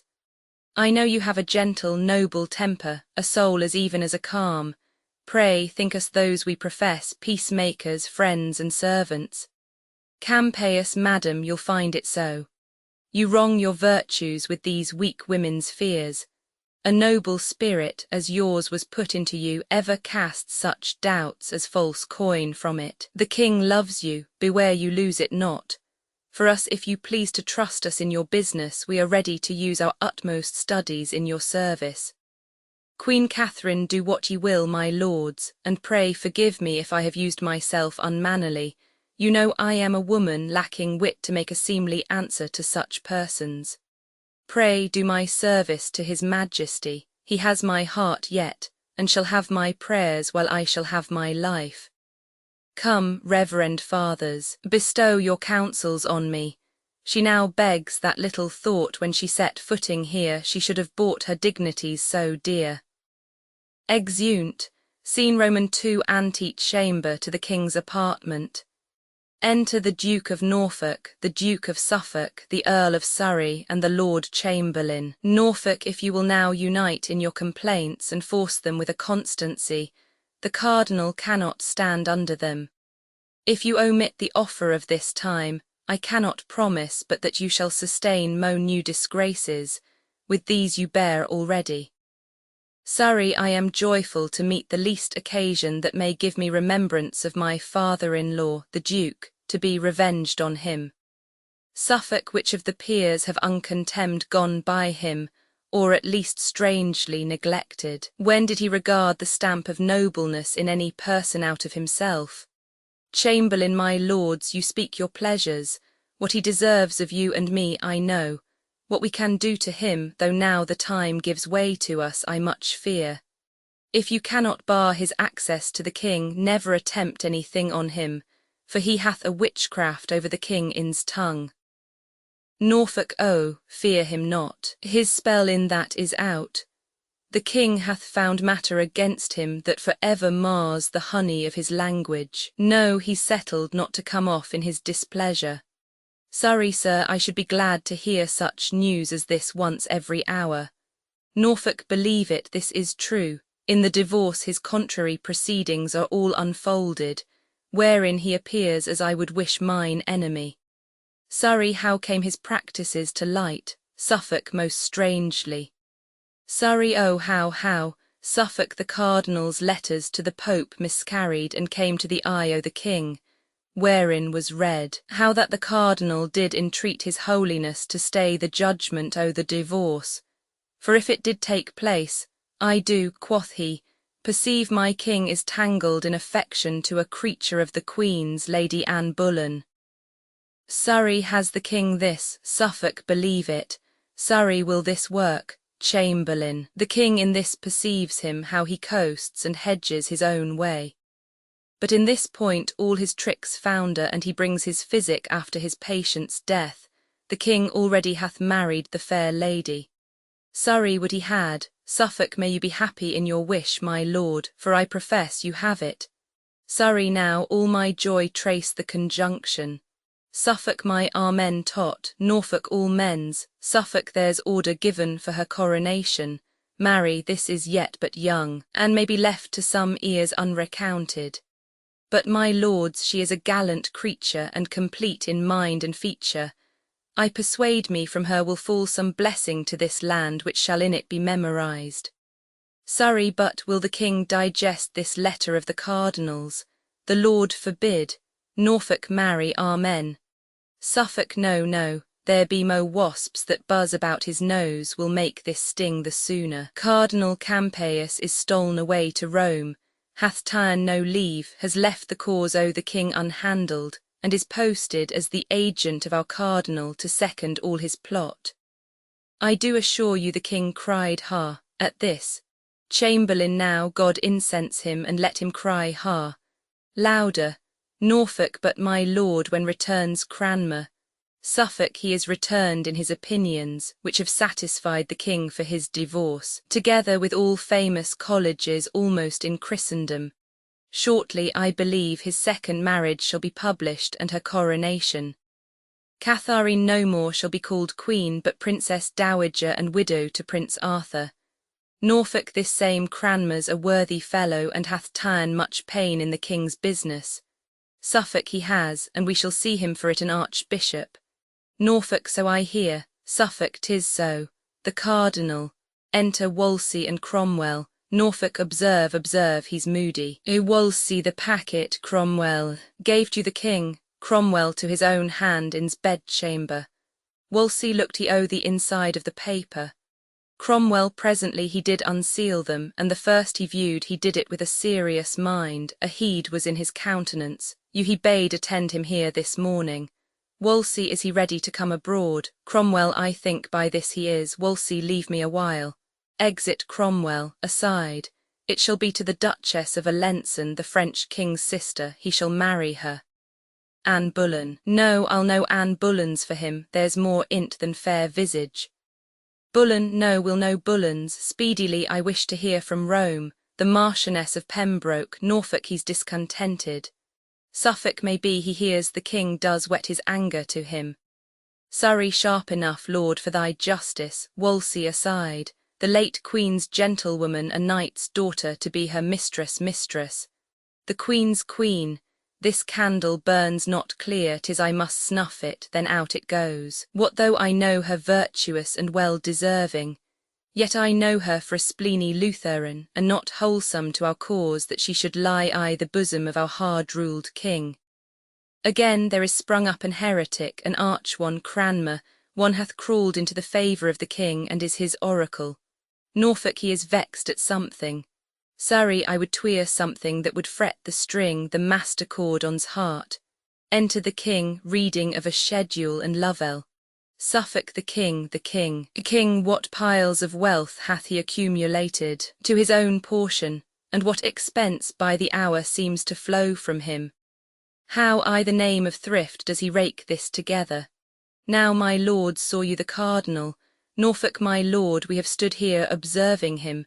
Some strange commotion is in his brain. He bites his lip and starts, stops on a sudden, looks upon the ground, then lays his finger on his temple, straight springs out into fast gait, then stops again, strikes his breast hard, and anon he casts his eye against the moon. In most strange postures we have seen him set himself. King, it may well be, there is a mutiny in's mind. This morning papers of state he sent me to peruse as I required, and what I found there on my conscience put unwittingly. Forsooth, an inventory thus importing, the several parcels of his plate, his treasure, rich stuffs and ornaments of household, which I find at such proud rate, that it outspeaks possession of a subject, Norfolk its heaven's will. Some spirit put this paper in the packet to bless your eye withal. King, if we did think his contemplation were above the earth, and fixed on spiritual object, he should still dwell in his musings, but I am afraid his thinkings are below the moon, not worth his serious considering. King takes his seat, whispers Lovell, who goes to the cardinal. Wolsey, heaven forgive me, ever God bless your highness. King, good my lord, you are full of heavenly stuff, and bear the inventory of your best graces in your mind, the which you are now running o'er. You have scarce time to steal from spiritual leisure a brief span to keep your earthly audit. Sure, in that I deem you an ill husband, and am glad to have you therein my companion. Wolsey, sir, for holy offices I have a time to think upon the part of business which I bear the state, and nature does require her times of preservation, which perforce I, her frail son, amongst my brethren mortal, must give my tendance to. King, you have said well. Wolsey, and ever may your highness yoke together, as I will lend you cause, my doing well with my well saying. King, 'tis well said again, and 'tis a kind of good deed to say well, and yet words are no deeds. My father loved you, his said he did, and with his deed did crown his word upon you. Since I had my office I have kept you next my heart, have not alone employed you where high profits might come home, but pared my present havings to bestow my bounties upon you. Wolsey aside. What should this mean? Surrey aside. The Lord increase this business. King, have I not made you the prime man of the state? I pray you tell me if what I now pronounce you have found true, and if you may confess it, say withal if you are bound to us or no. What say you? Wolsey, my sovereign, I confess your royal graces, showered on me daily, have been more than could my studied purposes requite, which went beyond all man's endeavours.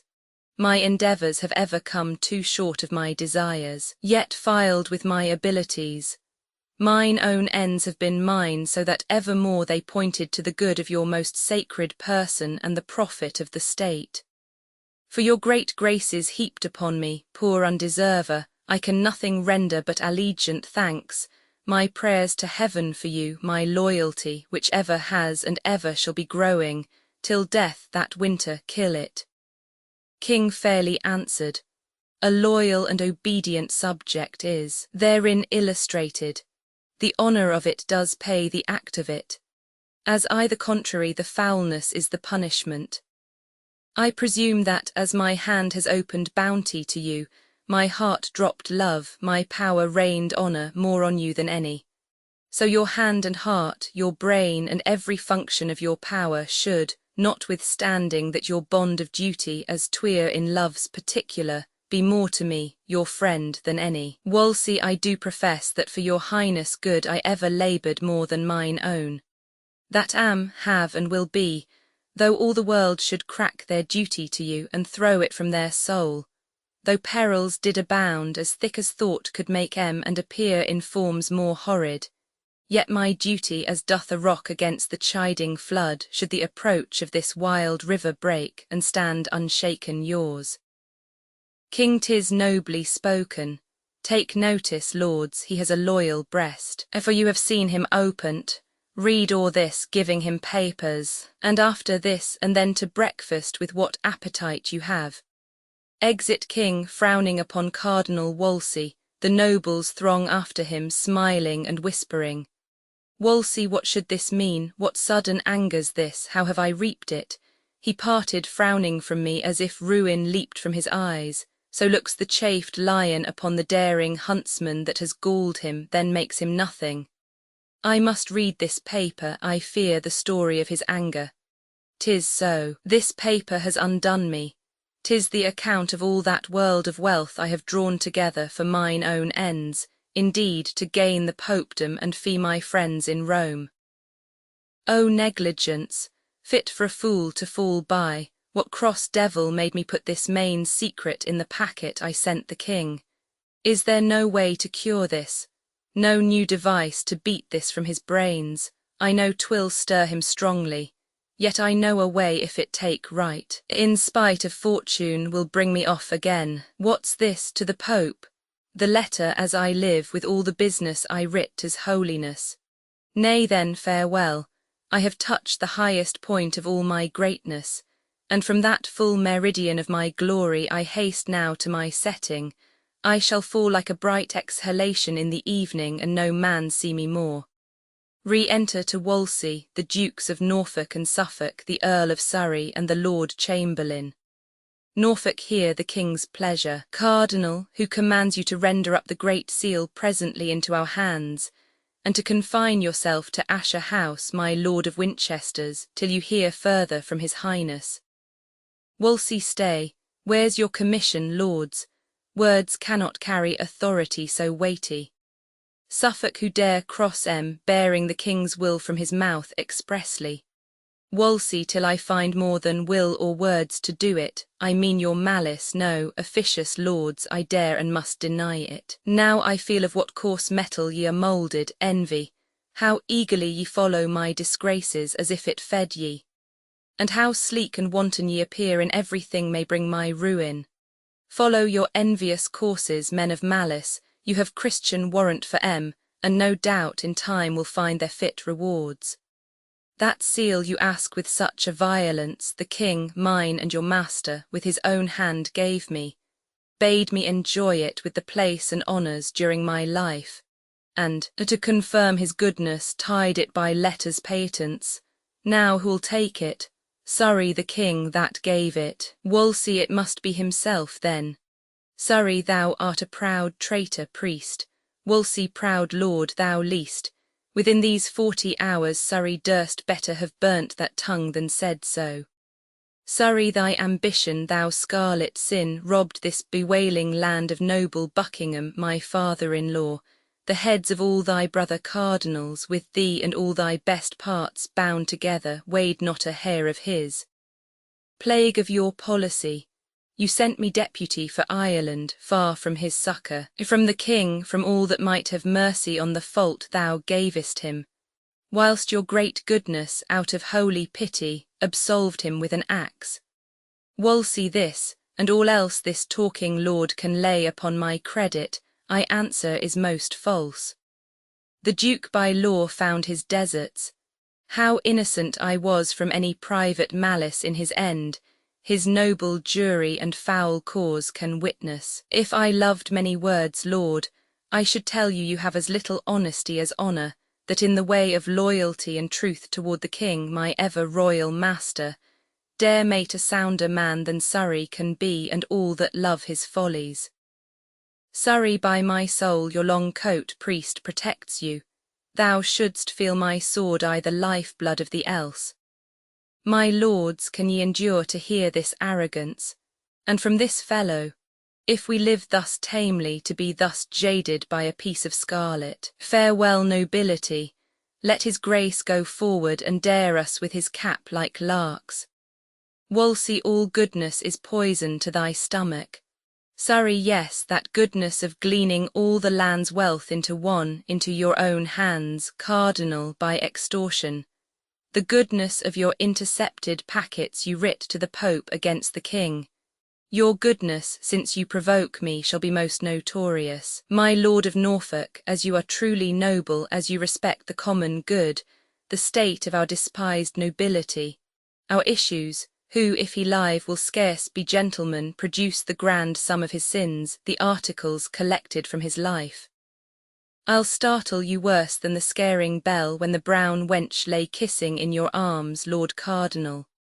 Wolsey, how much, methinks, I could despise this man, but that I am bound in charity against it. Norfolk, those articles, my lord, are in the king's hand, but thus much they are foul ones. Wolsey, so much fairer and spotless shall mine innocence arise when the king knows my truth. Surrey, this cannot save you. I thank my memory I yet remember some of these articles, and out they shall. Now if you can blush and cry guilty, Cardinal, you'll show a little honesty. Wolsey, speak on, sir. I dare your worst objections. If I blush, it is to see a nobleman want manners. Surrey, I had rather want those than my head. Have at you. First, that without the king's assent or knowledge you wrought to be a legate, by which power you maimed the jurisdiction of all bishops. Norfolk, then, that in all you writ to Rome or else to foreign princes, ego et rex muse was still inscribed, in which you brought the king to be your servant. Suffolk, then, that without the knowledge either of king or council, when you went ambassador to the emperor, you made bold to carry into Flanders the Great Seal. Surrey, item, you sent a large commission to Gregory de Casado, to conclude, without the king's will or the state's allowance, a league between his highness and Ferrara. Suffolk, that, out of mere ambition you have caused your holy hat to be stamped on the king's coin. Surrey, then, that you have sent innumerable substance, by what means got, I leave to your own conscience to furnish Rome, and to prepare the ways you have for dignities, to the mere undoing of all the kingdom. Many more there are, which, since they are of you and odious, I will not taint my mouth with. Chamberlain, O my lord, press not a falling man too far. 'Tis virtue, his faults lie open to the laws, let them not you correct him. My heart weeps to see him so little of his great self. Surrey, I forgive him. Suffolk, Lord Cardinal, the king's further pleasure is, because all those things you have done of late, by your power legatine within this kingdom, fall into the compass of a praemunire, that therefore such a writ be sued against you, to forfeit all your goods, lands, tenements, chattels, and whatsoever, and to be out of the king's protection. This is my charge, Norfolk, and so we'll leave you to your meditations how to live better. For your stubborn answer about the giving back the Great Seal to us, the king shall know it, and no doubt shall thank you. So fare you well, my little good Lord Cardinal.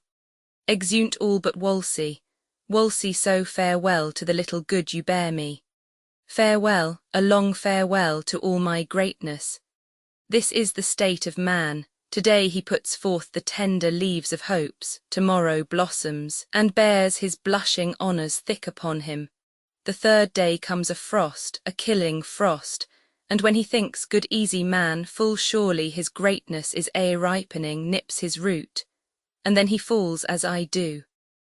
I have ventured, like little wanton boys that swim on bladders, this many summers in a sea of glory, but far beyond my depth. My high-blown pride at length broke under me, and now has left me, weary and old with service, to the mercy of a rude stream, that must for ever hide me. Vain pomp and glory of this world, I hate ye, I feel my heart new opened. Oh, how wretched is that poor man that hangs on princes' favours!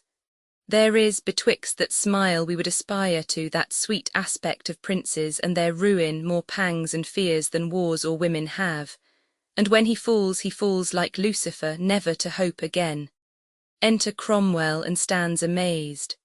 Why, how now, Cromwell? Cromwell, I have no power to speak, sir.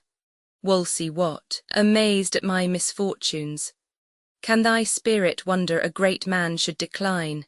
Nay, and you weep, I am fallen indeed. Cromwell, how does your grace?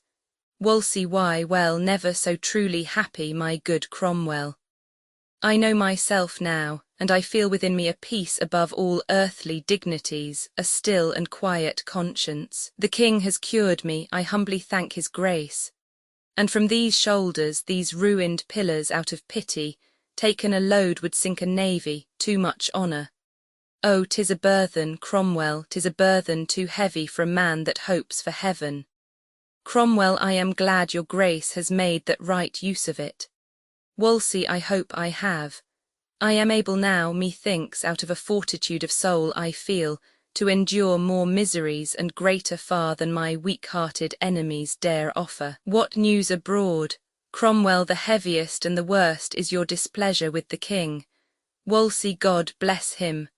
Cromwell, the next is that Sir Thomas More is chosen Lord Chancellor in your place. Wolsey, that's somewhat sudden, but he's a learned man. May he continue long in his highness' favour, and do justice for truth's sake and his conscience, that his bones, when he has run his course and sleeps in blessings, may have a tomb of orphans' tears wept on M. What more? Cromwell, that Cranmer is returned with welcome, installed Lord Archbishop of Canterbury. Wolsey, that's news indeed. Cromwell, last, that the Lady Anne, whom the king hath in secrecy long married, this day was viewed in open as his queen going to chapel, and the voice is now only about her coronation. Wolsey, there was the weight that pulled me down. O Cromwell, the king has gone beyond me. All my glories in that one woman I have lost for ever.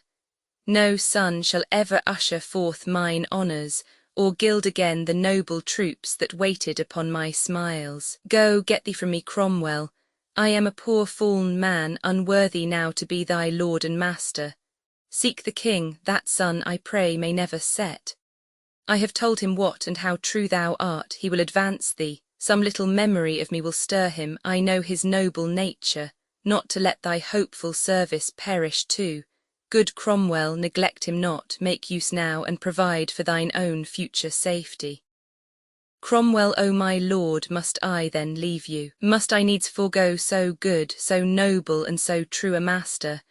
Bear witness, all that have not hearts of iron, with what a sorrow Cromwell leaves his lord. The king shall have my service, but my prayers for ever and for ever shall be yours. Wolsey, Cromwell, I did not think to shed a tear in all my miseries, but thou hast forced me out of thy honest truth to play the woman. Let's dry our eyes, and thus far hear me, Cromwell. And when I am forgotten as I shall be, and sleep in dull cold marble where no mention of me more must be heard of, say I taught thee, say Wolsey, that once trod the ways of glory and sounded all the depths and shoals of honour, found thee a way out of his wreck to rise in. A sure and safe one, though thy master missed it. Mark but my fall, and that ruined me. Cromwell, I charge thee, fling away ambition. By that sin fell the angels. How can man then, the image of his Maker, hope to win by it? Love thyself last, cherish those hearts that hate thee. Corruption wins not more than honesty. Still in thy right hand carry gentle peace to silence envious tongues. Be just and fear not. Let all the ends thou aim'st at be thy country's, thy gods and truths. Then if thou fall'st, O Cromwell, thou fall'st a blessed martyr. Serve the king, and prithee lead me in. There take an inventory of all I have to the last penny. 'Tis the king's. My robe and my integrity to heaven is all I dare now call mine own. O Cromwell, Cromwell, had I but served my God with half the zeal I served my king, he would not in mine age have left me naked to mine enemies. Cromwell, good sir, have patience. Wolsey, so I have. Farewell the hopes of court, my hopes in heaven do dwell. Exeunt. Act Roman 4, Act Roman 4. Scene I a street in Westminster. Enter two gentlemen meeting one another. First gentleman, you're well met once again. Second gentleman, so are you. First gentleman, you come to take your stand here, and behold the Lady Anne pass from her coronation. Second gentleman, 'tis all my business. At our last encounter, the Duke of Buckingham came from his trial. First gentleman, 'tis very true, but that time offered sorrow, this general joy. Second gentleman, 'tis well, the citizens, I am sure, have shown at full their royal minds, As let 'em have their rights, they are ever forward in celebration of this day with shows, pageants and sights of honour. First gentleman never greater, nor I'll assure you better taken, sir. Second gentleman, may I be bold to ask at what that contains, that paper in your hand? First gentleman, yes, 'tis the list of those that claim their offices this day by custom of the coronation. The Duke of Suffolk is the first, and claims to be High Steward. Next, the Duke of Norfolk, he to be Earl Marshal. You may read the rest. Second gentleman, I thank you, sir. Had I not known those customs, I should have been beholding to your paper. But I beseech you, what's become of Catharine, the Princess Dowager? How goes her business? First gentleman, that I can tell you too. The Archbishop of Canterbury, accompanied with other learned and reverend fathers of his order, held a late court at Dunstable, 6 miles off from Ampthill, where the princess lay, to which she was often cited by them, but appeared not. And to be short, for not appearance and the king's late scruple, by the main assent of all these learned men she was divorced, and the late marriage made of none effect, since which she was removed to Kimbolton, where she remains now sick. Second gentleman, alas, good lady, trumpets, the trumpets sound, stand close, the Queen is coming. Hautboys, the order of the coronation, a lively flourish of trumpets. Then 2 judges, Lord Chancellor with the purse and mace before him, choristers singing music, Mayor of London bearing the mace. Then Garter in his coat of arms, and on his head a gilt copper crown. Marquess Dorset bearing a sceptre of gold, on his head a demi-coronal of gold. With him the Earl of Surrey bearing the rod of silver with the dove, crowned with an earl's coronet. Collars of SS. Duke of Suffolk in his robe of estate, his coronet on his head, bearing a long white wand as High Steward. With him the Duke of Norfolk with the rod of marshalship, a coronet on his head. Collars of SS. A canopy borne by 4 of the Cinque Ports, under it the Queen in her robe, in her hair richly adorned with pearl, crowned. On each side her, the Bishops of London and Winchester. The old Duchess of Norfolk in a coronal of gold, wrought with flowers, bearing the Queen's train. Certain ladies or countesses with plain circlets of gold without flowers, they pass over the stage in order and state. Second gentleman, a royal train, believe me. These I know, who's that bears the sceptre? First gentleman, Marquess Dorset, and that the Earl of Surrey with the rod. Second gentleman, a bold, brave gentleman, that should be the Duke of Suffolk. First gentleman, 'tis the same, High Steward. Second gentleman, and that my Lord of Norfolk. First gentleman, yes, second gentleman, heaven bless thee. Looking on the Queen, thou hast the sweetest face I ever looked on. Sir, as I have a soul, she is an angel. Our King has all the Indies in his arms, and more and richer when he strains that lady. I cannot blame his conscience. First gentleman, they that bear the cloth of honour over her, are 4 barons of the Cinque Ports. Second gentleman, those men are happy, and so are all anear her. I take it, she that carries up the train is that old noble lady, Duchess of Norfolk. First gentleman, it is, and all the rest are countesses. Second gentleman, their coronets say so. These are stars indeed, and sometimes falling ones. First gentleman, no more of that. Exit procession, and then a great flourish of trumpets. Enter a third gentleman. First gentleman, God save you, sir, where have you been broiling? Third gentleman, among the crowd, the Abbey, where a finger could not be wedged in more. I am stifled with the mere rankness of their joy. Second gentleman, you saw the ceremony. Third gentleman, that I did. First gentleman, how was it?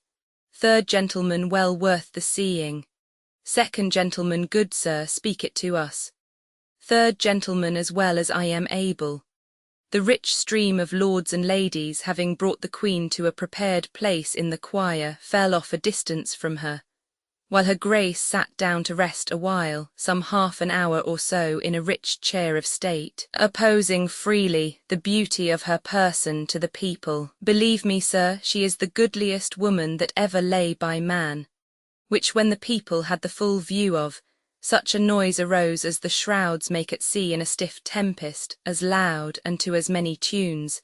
Hats, cloaks, doublets, I think, flew up, and had their faces been loose, this day they had been lost. Such joy I never saw before. Great bellied women that had not half a week to go, like rams in the old time of war, would shake the press and make 'em reel before 'em. No man living could say, "This is my wife" there. All were woven so strangely in one piece. Second gentleman, but what followed?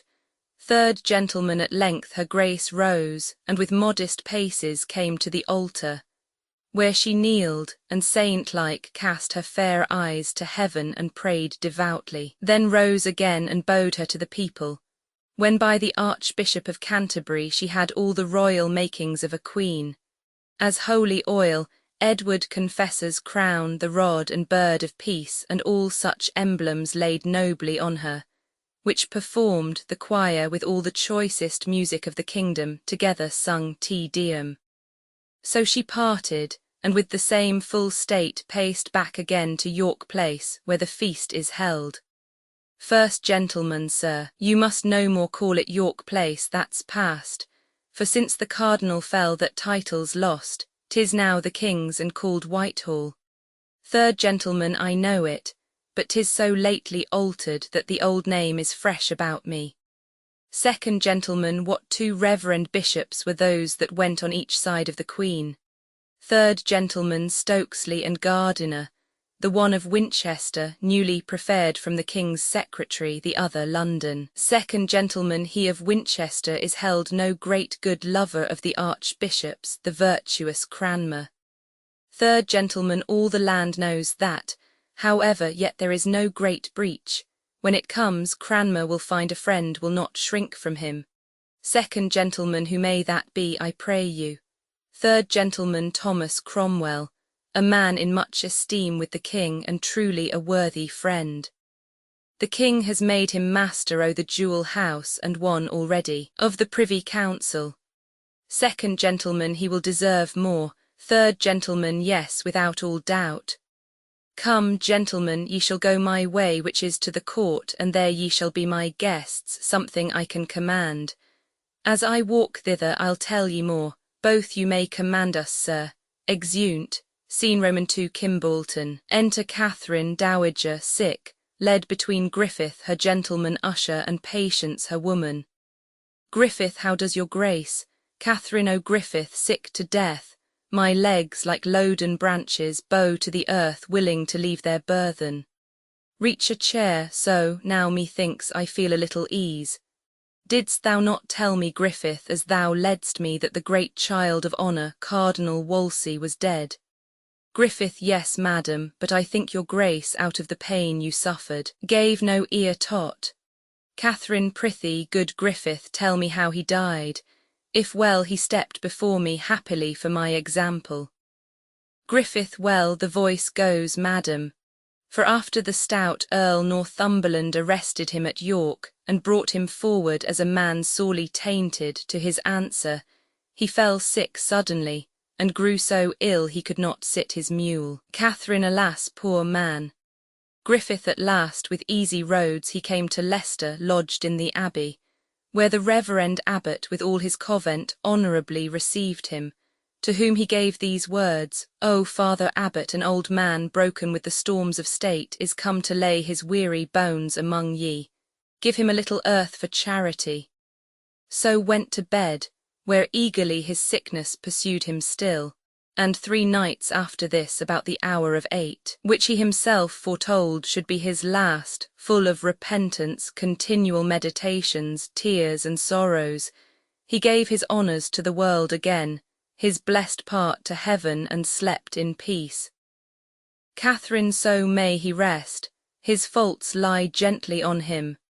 Yet thus far, Griffith, give me leave to speak him, and yet with charity. He was a man of an unbounded stomach, ever ranking himself with princes, one that by suggestion tied all the kingdom. Simony was fair play, his own opinion was his law. I the presence he would say untruths, and be ever double both in his words and meaning. He was never, but where he meant to ruin, pitiful. His promises were, as he then was, mighty, but his performance, as he is now, nothing. Of his own body he was ill, and gave the clergy an example. Griffith, noble madam, men's evil manners live in brass, their virtues we write in water. May it please your highness to hear me speak his good now. Catherine, yes, good Griffith, I were malicious else. Griffith this cardinal, though from an humble stock, undoubtedly was fashioned to much honour from his cradle. He was a scholar, and a ripe and good one, exceeding wise, fair-spoken and persuading, lofty and sour to them that loved him not, but to those men that sought him sweet as summer. And though he were unsatisfied in getting, which was a sin, yet in bestowing, madam, he was most princely. Ever witness for him those twins of learning that he raised in you, Ipswich and Oxford, one of which fell with him, unwilling to outlive the good that did it.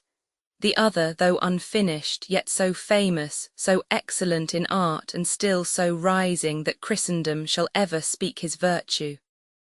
His overthrow heaped happiness upon him, for then, and not till then, he felt himself, and found the blessedness of being little, and to add greater honours to his age than man could give him, he died fearing God. Catherine, after my death I wish no other herald, no other speaker of my living actions, to keep mine honour from corruption, but such an honest chronicler as Griffith, whom I most hated living. Thou hast made me with thy religious truth and modesty now in his ashes honour, peace be with him. Patience, be near me still, and set me lower, I have not long to trouble thee. Good Griffith, cause the musicians play me that sad note I named my knell, whilst I sit meditating on that celestial harmony I go to. Sad and solemn music. Griffith, she is asleep. Good wench, let's sit down quiet, for fear we wake her. Softly, gentle Patience. The vision. Enter, solemnly tripping one after another, 6 personages, clad in white robes, wearing on their heads garlands of bays and golden vizards on their faces, branches of bays or palm in their hands. They first conjee unto her, then dance, and at certain changes the first 2 hold a spare garland over her head, at which the other 4 make reverent curtsies. Then the 2 that held the garland deliver the same to the other next 2, who observe the same order in their changes, and holding the garland over her head. Which done, they deliver the same garland to the last 2, who likewise observe the same order. At which, as it were by inspiration, she makes in her sleep signs of rejoicing, and holdeth up her hands to heaven, and so in their dancing vanish, carrying the garland with them. The music continues. Catherine's spirits of peace, where are ye? Are ye all gone, and leave me here in wretchedness behind ye? Griffith, madam, we are here. Catherine, it is not you I call for, saw ye none enter since I slept? Griffith, none, madam. Catherine, no, saw you not even now a blessed troop invite me to a banquet, whose bright faces cast 1,000 beams upon me like the sun? They promised me eternal happiness, and brought me garlands, Griffith, which I feel I am not worthy yet to wear. I shall, assuredly. Griffith, I am most joyful, madam, such good dreams possess your fancy. Catherine, bid the music leave, they are harsh and heavy to me. Music ceases. Patience, do you note how much her grace is altered on the sudden? How long her face is drawn, how pale she looks, and of an earthy cold, mark her eyes. Griffith, she is going, wench, pray, pray, Patience, heaven comfort her, enter a messenger. Messenger, an't like your grace, Catherine, you are a saucy fellow, deserve we no more reverence. Griffith, you are to blame, knowing she will not lose her wonted greatness to use so rude behaviour. Go to kneel. Messenger, I humbly do entreat your highness pardon. My haste made me unmannerly. There is staying a gentleman sent from the king to see you. Catherine, admit him entrance, Griffith, but this fellow let me ne'er see again. Exeunt Griffith and messenger. Re-enter Griffith with Capucius. If my sight fail not, you should be Lord Ambassador from the Emperor, my royal nephew, and your name Capucius. Capucius, madam, the same, your servant. Catherine, O my lord, the times and titles now are altered strangely with me since first you knew me. But I pray you, what is your pleasure with me? Capucius, noble lady, first mine own service to your grace. The next the king's request that I would visit you, who grieves much for your weakness, and by me sends you his princely commendations, and heartily entreats you take good comfort. Catherine, O my good lord, that comfort comes too late. 'Tis like a pardon after execution, that gentle physic given in time had cured me.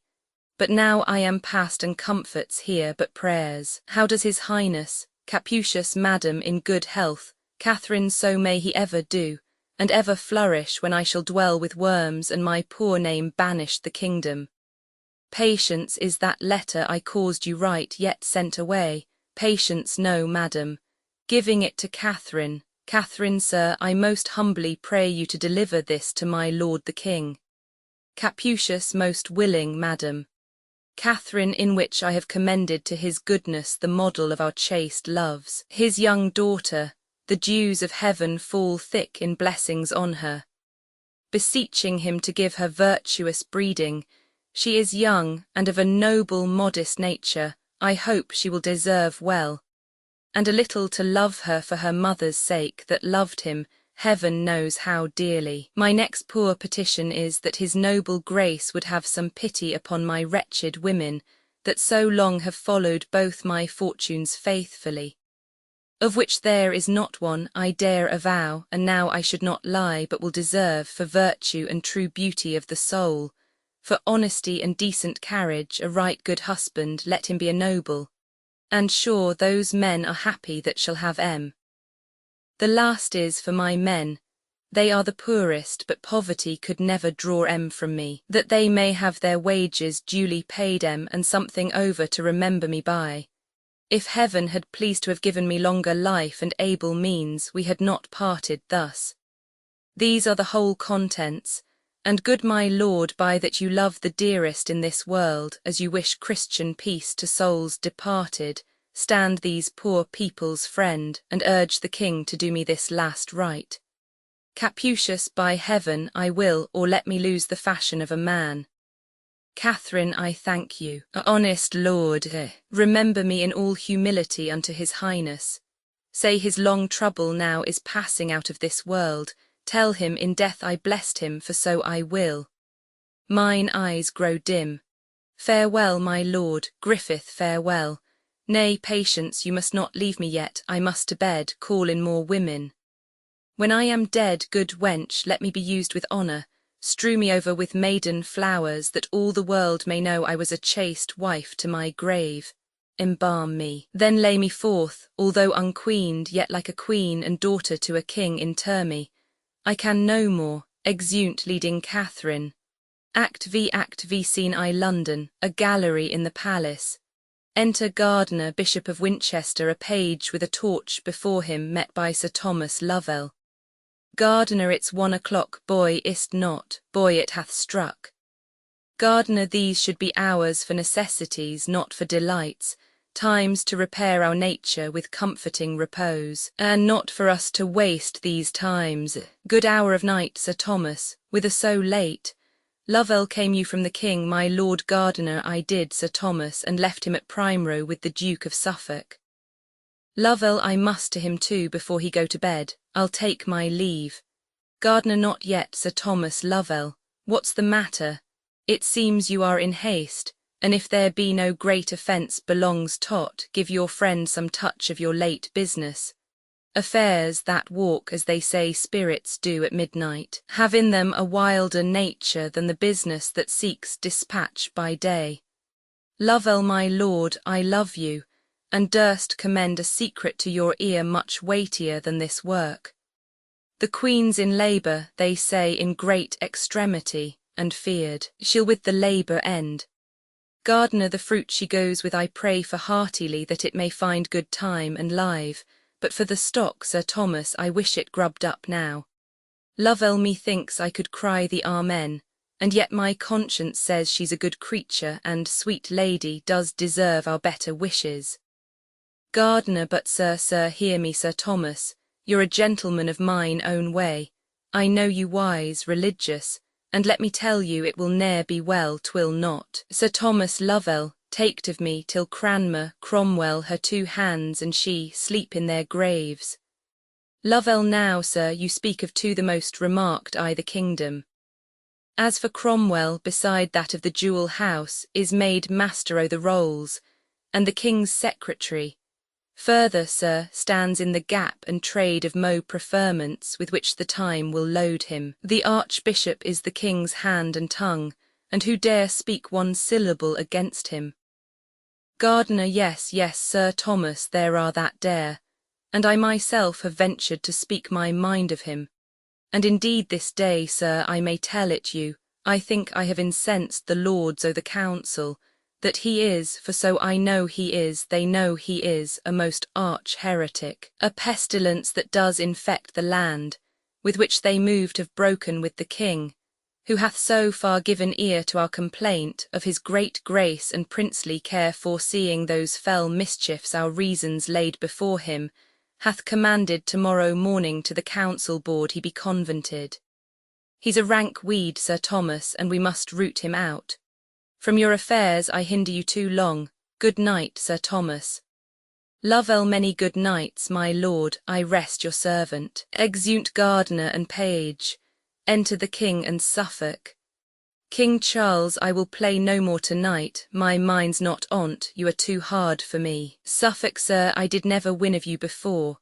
King, but little, Charles, nor shall not when my fancy's on my play.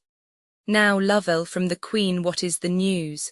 Lovell, I could not personally deliver to her what you commanded me, but by her woman I sent your message, who returned her thanks in the greatest humbleness, and desired your highness most heartily to pray for her. King, what say'st thou, to pray for her? What is she crying out? Lovell, so said her woman, and that her sufferance made almost each pang a death. King, alas, good lady, Suffolk God safely quit her of her burthen, and with gentle travail to the gladding of your highness with an air. King, 'tis midnight, Charles, prithee to bed, and in thy prayers remember the estate of my poor queen. Leave me alone, for I must think of that which company would not be friendly to. Suffolk, I wish your highness a quiet night, and my good mistress will remember in my prayers. King Charles, good night. Exit Suffolk. Enter Sir Anthony Denny. Well, sir, what follows? Denny, sir, I have brought my lord the Archbishop as you commanded me.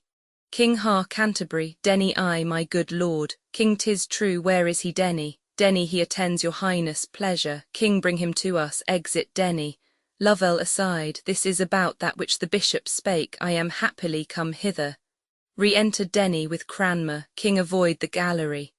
Lovell seems to stay. I have said, be gone. What? Exeunt Lovell and Denny. Cranmer aside. I am fearful, wherefore frowns he thus? 'Tis his aspect of terror. All's not well. King, how now, my lord, you desire to know wherefore I sent for you. Cranmer kneeling. It is my duty to attend your highness' pleasure. King, pray you arise, my good and gracious Lord of Canterbury. Come, you and I must walk a turn together, I have news to tell you. Come, give me your hand. Ah, my good lord, I grieve at what I speak, and am right sorry to repeat what follows. I have, and most unwillingly, of late heard many grievous, I do say, my lord, grievous complaints of you, which, being considered, have moved us and our council that you shall this morning come before us, where I know you cannot with such freedom purge yourself, but that till further trial in those charges which will require your answer, you must take your patience to you and be well contented to make your house our tower. You a brother of us, it fits we thus proceed, or else no witness would come against you. Cranmer kneeling. I humbly thank your highness, and am right glad to catch this good occasion most throughly to be winnowed where my chaff and corn shall fly asunder. For I know there's none stands under more calumnious tongues than I myself, poor man. King, stand up, good Canterbury, thy truth and thy integrity is rooted in us, thy friend. Give me thy hand, stand up, prithee, let's walk. Now, by my holidame, what manner of man are you? My lord, I looked you would have given me your petition, that I should have ta'en some pains to bring together yourself and your accusers, and to have heard you without endurance further. Cranmer, most dread liege, the good I stand on is my truth and honesty. If they shall fail, I with mine enemies will triumph for my person, which I weigh not, being of those virtues vacant. I fear nothing what can be said against me. King, know you not how your state stands I the world with the whole world? Your enemies are many and not small, their practices must bear the same proportion, and not ever the justice and the truth o' the question carries the due o' the verdict with it.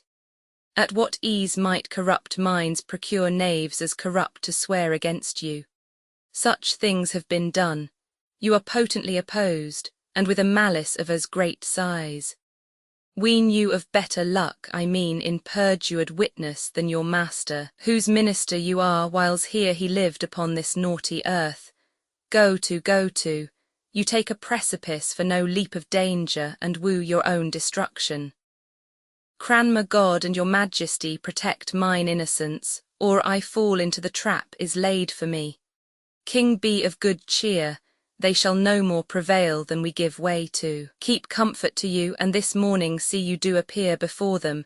If they shall chance in charging you with matters to commit you, the best persuasions to the contrary fail not to use, and with what vehemency the occasion shall instruct you. If entreaties will render you no remedy, this ring deliver them, and your appeal to us there make before them. Look, the good man weeps. He's honest on mine honour, God's blessed mother. I swear he is true, hearted, and a soul none better in my kingdom. Get you gone and do as I have bid you. Exit Cranmer. He has strangled his language in his tears. Enter old lady Lovell following, gentlemen within. Come back, what mean you? Old lady, I'll not come back, the tidings that I bring make my boldness manners. Now, good angels, fly o'er thy royal head and shade thy person under their blessed wings. King, now by thy looks I guess thy message. Is the queen delivered? Say I, and of a boy, old lady I, my liege, and of a lovely boy, the God of heaven both now and ever bless her. 'Tis a girl promises boys hereafter. Sir, your queen desires your visitation and to be acquainted with this stranger. 'Tis as like you as cherry is to cherry. King Lovell. Lovell, sir, king give her 100 marks, I'll to the queen. Exit, old lady, 100 marks, by this light I'll ha more, an ordinary groom is for such payment, I will have more or scold it out of him. Said I for this the girl was like to him, I will have more or else unsate, and now while it is hot I'll put it to the issue. Exeunt, scene Roman II before the council chamber. Pursuivants, pages, etc. attending. Enter Cranmer, Archbishop of Canterbury. Cranmer, I hope I am not too late, and yet the gentleman that was sent to me from the council prayed me to make great haste. All fast, what means this? Ho, who waits there? Sure you know me. Enter Keeper. Keeper, yes, my lord, but yet I cannot help you. Cranmer, why? Enter Dr. Butts. Keeper, your grace must wait till you be called for. Cranmer, so, Butts aside, this is a piece of malice. I am glad I came this way so happily, the king shall understand it presently. Exit Cranmer aside. 'Tis Butts, the king's physician, as he passed along how earnestly he cast his eyes upon me. Pray heaven he sound not my disgrace. For certain this is of purpose laid by some that hate me, God turn their hearts. I never sought their malice to quench mine honour. They would shame to make me wait else at door, a fellow counsellor, mong, boys, grooms and lackeys. But their pleasures must be fulfilled, and I attend with patience. Enter the king and Butts at a window above. Butts, I'll show your grace the strangest sight. King, what's that? Butts, I think your highness saw this many a day. King, body o' me, where is it? Butts, there, my lord, the high promotion of his Grace of Canterbury, who holds his state at door mongst pursuivants, pages, and footboys. King, ha, 'tis he indeed. Is this the honour they do one another? 'Tis well there's one above em yet. I had thought they had parted so much honesty among em, at least good manners, as not thus to suffer a man of his place and so near our favour, to dance attendance on their lordships' pleasures, and at the door too, like a post with packets. By Holy Mary, Butts, there's knavery. Let em alone and draw the curtain close, we shall hear more anon. Exeunt. Scene Roman III, the Council Chamber. Enter Lord Chancellor, places himself at the upper end of the table on the left hand, a seat being left void above him as for Canterbury's seat. Duke of Suffolk, Duke of Norfolk, Surrey, Lord Chamberlain, Gardiner seat themselves in order on each side. Cromwell at lower end as secretary, keeper at the door. Chancellor, speak to the business, Master Secretary, why are we met in council? Cromwell, please your honours, the chief cause concerns his Grace of Canterbury. Gardiner, has he had knowledge of it? Cromwell, yes. Norfolk, who waits there? Keeper without, my noble lords. Gardiner, yes.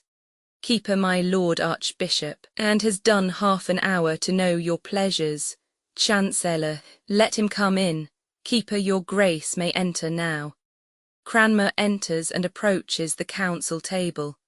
Chancellor, my good Lord Archbishop, I'm very sorry to sit here at this present and behold that chair stand empty.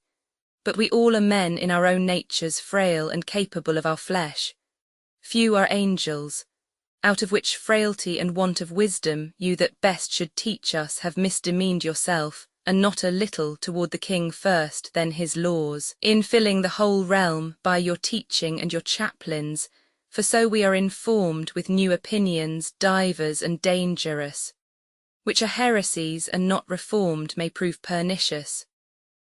Gardiner, which reformation must be sudden too, my noble lords, for those that tame wild horses pace em not in their hands to make em gentle, but stop their mouths with stubborn bits, and spur em, till they obey the manage. If we suffer, out of our easiness and childish pity to one man's honour, this contagious sickness, farewell all physic. And what follows then? Commotions, uproars with a general taint of the whole state. As of late days our neighbours, the Upper Germany, can dearly witness, yet freshly pitied in our memories. Cranmer, my good lords, hitherto, in all the progress both of my life and office, I have laboured, and with no little study, that my teaching and the strong course of my authority might go one way and safely, and the end was ever to do well. Nor is there living, I speak it with a single heart, my lords, a man that more detests, more stirs against, both in his private conscience and his place, defacers of a public peace than I do. Pray heaven the king may never find a heart with less allegiance in it. Men that make envy and crooked malice nourishment dare bite the best. I do beseech your lordships that in this case of justice my accusers, be what they will, may stand forth face to face and freely urge against me. Suffolk, nay, my lord, that cannot be. You are a counsellor, and by that virtue no man dare accuse you. Gardiner, my lord, because we have business of more moment, we will be short with you. 'Tis his highness' pleasure and our consent for better trial of you, from hence you be committed to the Tower, where, being but a private man again, you shall no many dare accuse you boldly, more than I fear you are provided for. Cranmer, my good Lord of Winchester, I thank you. You are always my good friend. If your will pass, I shall both find your lordship judge and juror. You are so merciful. I see your end. 'Tis my undoing. Love and meekness, Lord, become a churchman better than ambition. Win straying souls with modesty again, cast none away. That I shall clear myself, lay all the weight ye can upon my patience. I make as little doubt as you do conscience in doing daily wrongs. I could say more, but reverence to your calling makes me modest. Gardener, my lord, you are a sectary, that's the plain truth. Your painted gloss discovers to men that understand you words and weakness. Cromwell, my lord of Winchester, you are a little, by your good favour, too sharp. Men so noble, however faulty, yet should find respect for what they have been. 'Tis a cruelty to load a falling man. Gardener, good master secretary, I cry your honour mercy, you may, worst of all this table, say so. Cromwell, why, my lord? Gardener, do not I know you for a favourer of this new sect, ye are not sound. Cromwell, not sound. Gardener, not sound, I say. Cromwell, would you were half so honest. Men's prayers then would seek you, not their fears. Gardener, I shall remember this bold language. Cromwell, do remember your bold life too. Chancellor, this is too much. Forbear, for shame, my lords. Gardener, I have done. Cromwell and I. Chancellor, then thus for you, my lord, it stands agreed, I take it by all voices, that forthwith you be conveyed to the Tower a prisoner, there to remain till the king's further pleasure be known unto us. Are you all agreed, lords? All we are. Cranmer, is there no other way of mercy but I must needs to the Tower, my lords? Gardener, what other would you expect? You are strangely troublesome. Let some o' the guard be ready there. Enter guard. Cranmer, for me, must I go like a traitor thither? Gardener, receive him and see him safe I the Tower. Cranmer, stay. Good my lords, I have a little yet to say. Look there, my lords, by virtue of that ring I take my cause out of the gripes of cruel men and give it to a most noble judge, the king my master. Chamberlain, this is the king's ring. Surrey, 'tis no counterfeit. Suffolk, 'tis the right ring, by heaven. I told ye all when ye first put this dangerous stone a-rolling, 'twould fall upon ourselves. Norfolk, do you think, my lords, the king will suffer but the little finger of this man to be vexed? Chancellor, 'tis now too certain. How much more is his life in value with him? Would I were fairly out on't. Cromwell, my mind gave me, in seeking tales and informations against this man, whose honesty the devil and his disciples only envy at. Ye blew the fire that burns ye, now have it ye. Enter king, frowning on them, takes his seat. Gardener, dread sovereign, how much are we bound to heaven in daily thanks that gave us such a prince, not only good and wise but most religious, one that in all obedience makes the church the chief aim of his honour, and to strengthen that holy duty out of dear respect, his royal self in judgment comes to hear the cause betwixt her and this great offender. King, you were ever good at sudden commendations, Bishop of Winchester. But no, I come not to hear such flattery now and in my presence. They are too thin and bare to hide offences. To me you cannot reach, you play the spaniel and think with wagging of your tongue to win me. But whatsoe'er thou takest me for, I'm sure thou hast a cruel nature and a bloody. To Cranmer, good man, sit down. Now let me see the proudest he that dares most but wag his finger at thee. By all that's holy, he had better starve than but once think this place becomes thee not. Surrey, may it please your grace. King, no, sir, it does not please me. I had thought I had had men of some understanding and wisdom of my counsel, but I find none.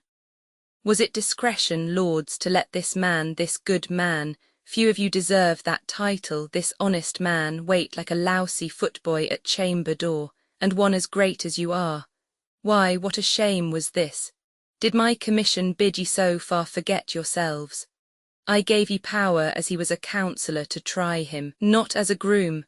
There's some of ye, I see, more out of malice than integrity, would try him to the utmost, had ye mean, which ye shall never have while I live. Chancellor, thus far, my most dread sovereign, may it like your grace, to let my tongue excuse all. What was purposed concerning his imprisonment, was rather, if there be faith in men, meant for his trial and fair purgation to the world than malice, I'm sure, in me. King, well, my lords, respect him, take him and use him well, he's worthy of it. I will say thus much for him, if a prince may be beholding to a subject, I am, for his love and service, so to him. Make me no more ado, but all embrace him. Be friends for shame. My lords, my Lord of Canterbury, I have a suit which you must not deny me. That is, a fair young maid that yet wants baptism. You must be godfather and answer for her. Cranmer, the greatest monarch now alive, may glory in such an honour. How may I deserve it that am a poor and humble subject to you? King, come, come, my lord, you'd spare your spoons. You shall have 2 noble partners with you, the old Duchess of Norfolk and Lady Marquess Dorset. Will these please you? Once more, my Lord of Winchester, I charge you embrace and love this man. Gardiner, with a true heart and brother love I do it. Cranmer, and let heaven witness, how dear I hold this confirmation. King, good man, those joyful tears show thy true heart. The common voice I see is verified of thee, which says thus, do my Lord of Canterbury a shrewd turn, and he is your friend for ever. Come, lords, we trifle time away, I long to have this young one made a Christian. As I have made ye one, lords, one remain, so I grow stronger, you more honour gain. Exeunt, scene Roman 4, the palace yard. Noise and tumult within. Enter Porter and his man. Porter, you'll leave your noise anon, ye rascals. Do you take the court for Paris Garden? Ye rude slaves, leave your gaping. Within, good Master Porter, I belong to the larder. Porter, belong to the gallows, and be hanged, ye rogue. Is this a place to roar in? Fetch me a dozen crabtree staves and strong ones, these are but switches to I'll scratch your heads, you must be seeing christenings. Do you look for ale and cakes here, you rude rascals?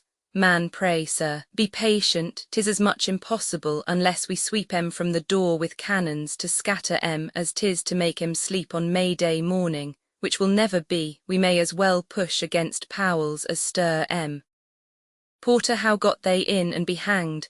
Man, alas, I know not, how gets the tide in? As much as one sound cudgel of 4 foot, you see the poor remainder could distribute. I made no spare, sir. Porter, you did nothing, sir. Man, I am not Samson, nor Sir Guy, nor Colbrand to mow down before me. But if I spared any that had a head to hit, either young or old, he or she, cuckold or cuckold maker, let me ne'er hope to see a chine again, and that I would not for a cow, God save her. Within, do you hear, Master Porter? Porter, I shall be with you presently, good Master Puppy. Keep the door close, sirrah. Man, what would you have me do? Porter, what should you do but knock down by the dozens? Is this Moorfields to muster in? Or have we some strange Indian with the great tool come to court, the women so besiege us? Bless me, what a fry of fornication is at door. On my Christian conscience, this one christening will beget 1,000. Here will be father, godfather, and all together. Man, the spoons will be the bigger, sir. There is a fellow somewhat near the door, he should be a brazier by his face, for oh my conscience, 20 of the dog days now rain in's nose. All that stand about him are under the line, they need no other penance. That fire-drake did I hit 3 times on the head, and 3 times was his nose discharged against me. He stands there like a mortar piece to blow us. There was a haberdasher's wife of small wit near him, that railed upon me till her pinked porringer fell off her head, for kindling such a combustion in the state. I missed the meteor once and hit that woman, who cried out clubs, when I might see from far some 40 truncheoners draw to her succour, which were the hope o' the Strand where she was quartered. They fell on, I made good my place. At length they came to the broomstaff to me. I defied still, when suddenly a file of boys behind loose shot, delivered such a shower of pebbles that I was fain to draw mine honour in and let him win the work. The devil was amongst I think surely.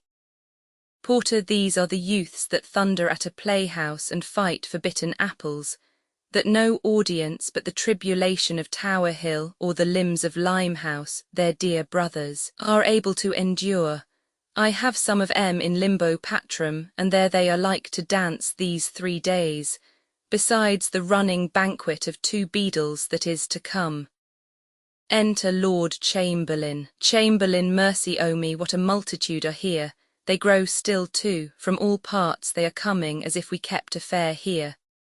Where are these porters, these lazy knaves? Ye have made a fine hand, fellows, there's a trim rabble let in. Are all these your faithful friends o' the suburbs? We shall have great store of room, no doubt, left for the ladies when they pass back from the christening. Porter, an't please your honour, we are but men, and what so many may do, not being torn a pieces we have done, an army cannot rule em. Chamberlain, as I live, if the king blame me for't, I'll lay ye all by the heels and suddenly, and on your heads clap round fines for neglect. Ye are lazy knaves, and here ye lie baiting of bombards when ye should do service. Hark, the trumpets sound, they're come already from the christening. Go, break among the press, and find a way out to let the troop pass fairly, or I'll find a marshalsea shall hold ye play these 2 months. Porter, make way there for the princess. Man, you great fellow, stand close up, or I'll make your head ache. Porter, you eye the camlet, get up o' the rail, I'll peck you o'er the pales else. Exeunt, scene v the palace. Enter trumpets sounding, then 2 aldermen, Lord Mayor Garter, Cranmer, Duke of Norfolk with his marshal's staff, Duke of Suffolk, 2 noblemen bearing great standing bowls for the christening gifts, then 4 noblemen bearing a canopy under which the Duchess of Norfolk, godmother, bearing the child richly habited in a mantle, etc., train borne by a lady, then follows the Marchioness Dorset, the other godmother and ladies. The troop pass once about the stage, and Garter speaks. Garter, heaven from thy endless goodness send prosperous life, long and ever happy, to the high and mighty Princess of England, Elizabeth. Flourish. Enter King and Guard, Cranmer kneeling, and to your royal grace, and the good Queen, my noble partners, and myself, thus pray.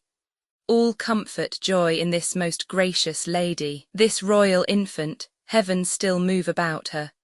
Though in her cradle, yet now promises upon this land 1,000,000 blessings, which time shall bring to ripeness. She shall be, but few now living can behold that goodness, a pattern to all princes living with her and all that shall succeed.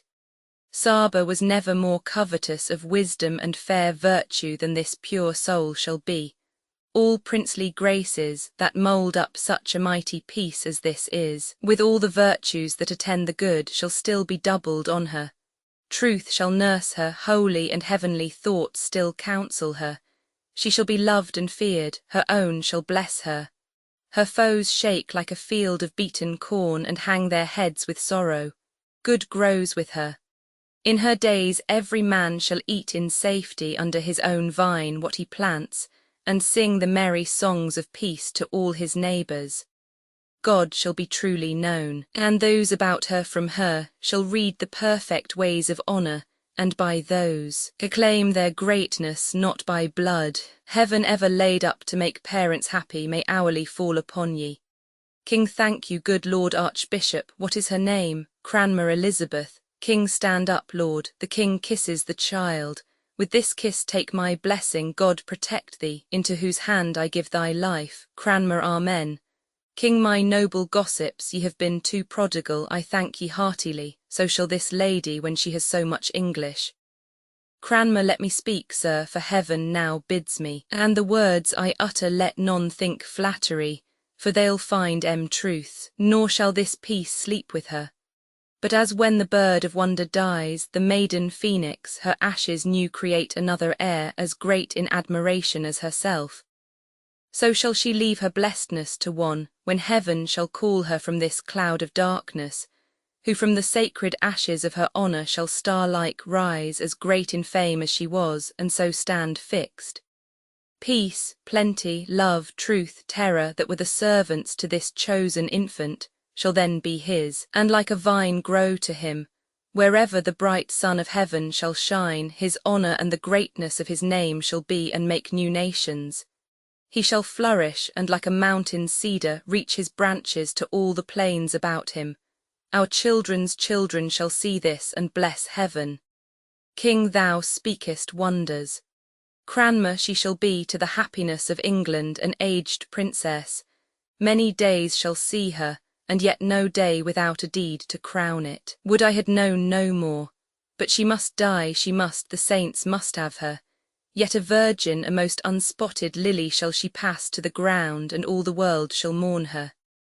King, O Lord Archbishop, thou hast made me now a man. Never before this happy child did I get anything. This oracle of comfort has so pleased me that when I am in heaven I shall desire to see what this child does and praise my Maker.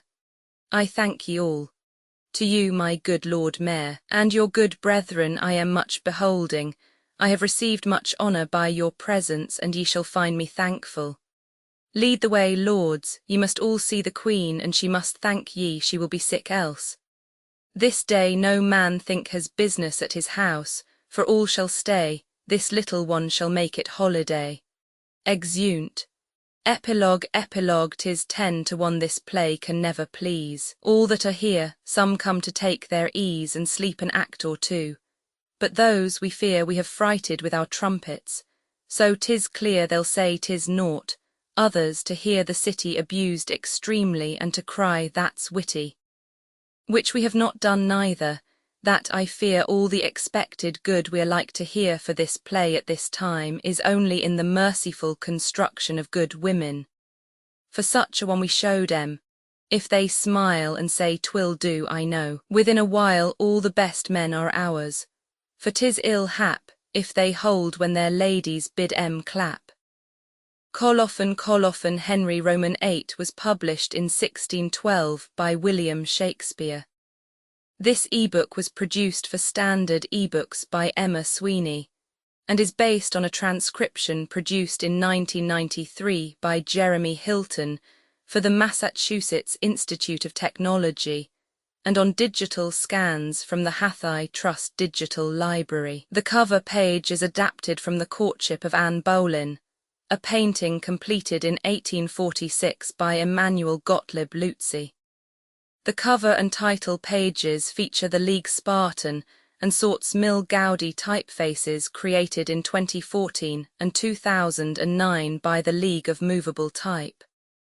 This edition was released on June 30, 2026, 248 M, and is based on revision 90D3 BFE. The first edition of this ebook was released on September 4, 2021, 7:07 p.m.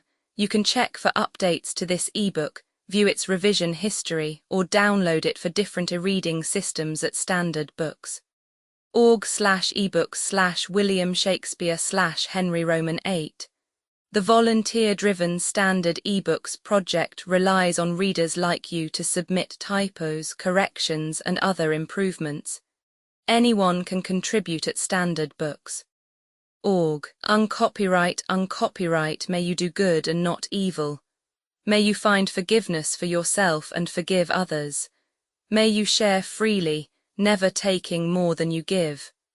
Copyright pages exist to tell you that you can't do something. Unlike them, this uncopyright page exists to tell you that the writing and artwork in this ebook are believed to be in the United States public domain. That is, they are believed to be free of copyright restrictions in the United States.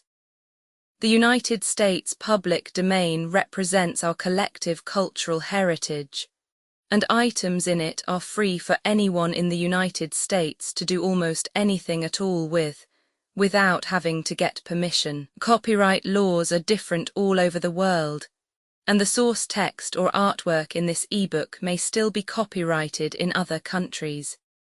If you're not located in the United States, you must check your local laws before using this ebook. Standard eBooks makes no representations regarding the copyright status of the source text or artwork in this ebook in any country other than the United States. Non-authorship activities performed on items that are in the public domain, so-called sweat of the brow, work, don't create a new copyright. That means that nobody can claim a new copyright on an item that is in the public domain for, among other things, work like digitization, markup, or typography. Regardless, the contributors to this ebook release their contributions under the terms in the CC01. 0 Universal Public Domain Dedication, thus dedicating to the worldwide public domain all of the work they've done on this ebook, including but not limited to metadata, the title page, imprint, colophon, this uncopyright, and any changes or enhancements to, or markup on, the original text and artwork. This dedication doesn't change the copyright status of the source text or artwork. We make this dedication in the interest of enriching our global cultural heritage, to promote free and libre culture around the world, and to give back to the unrestricted culture that has given all of us so much.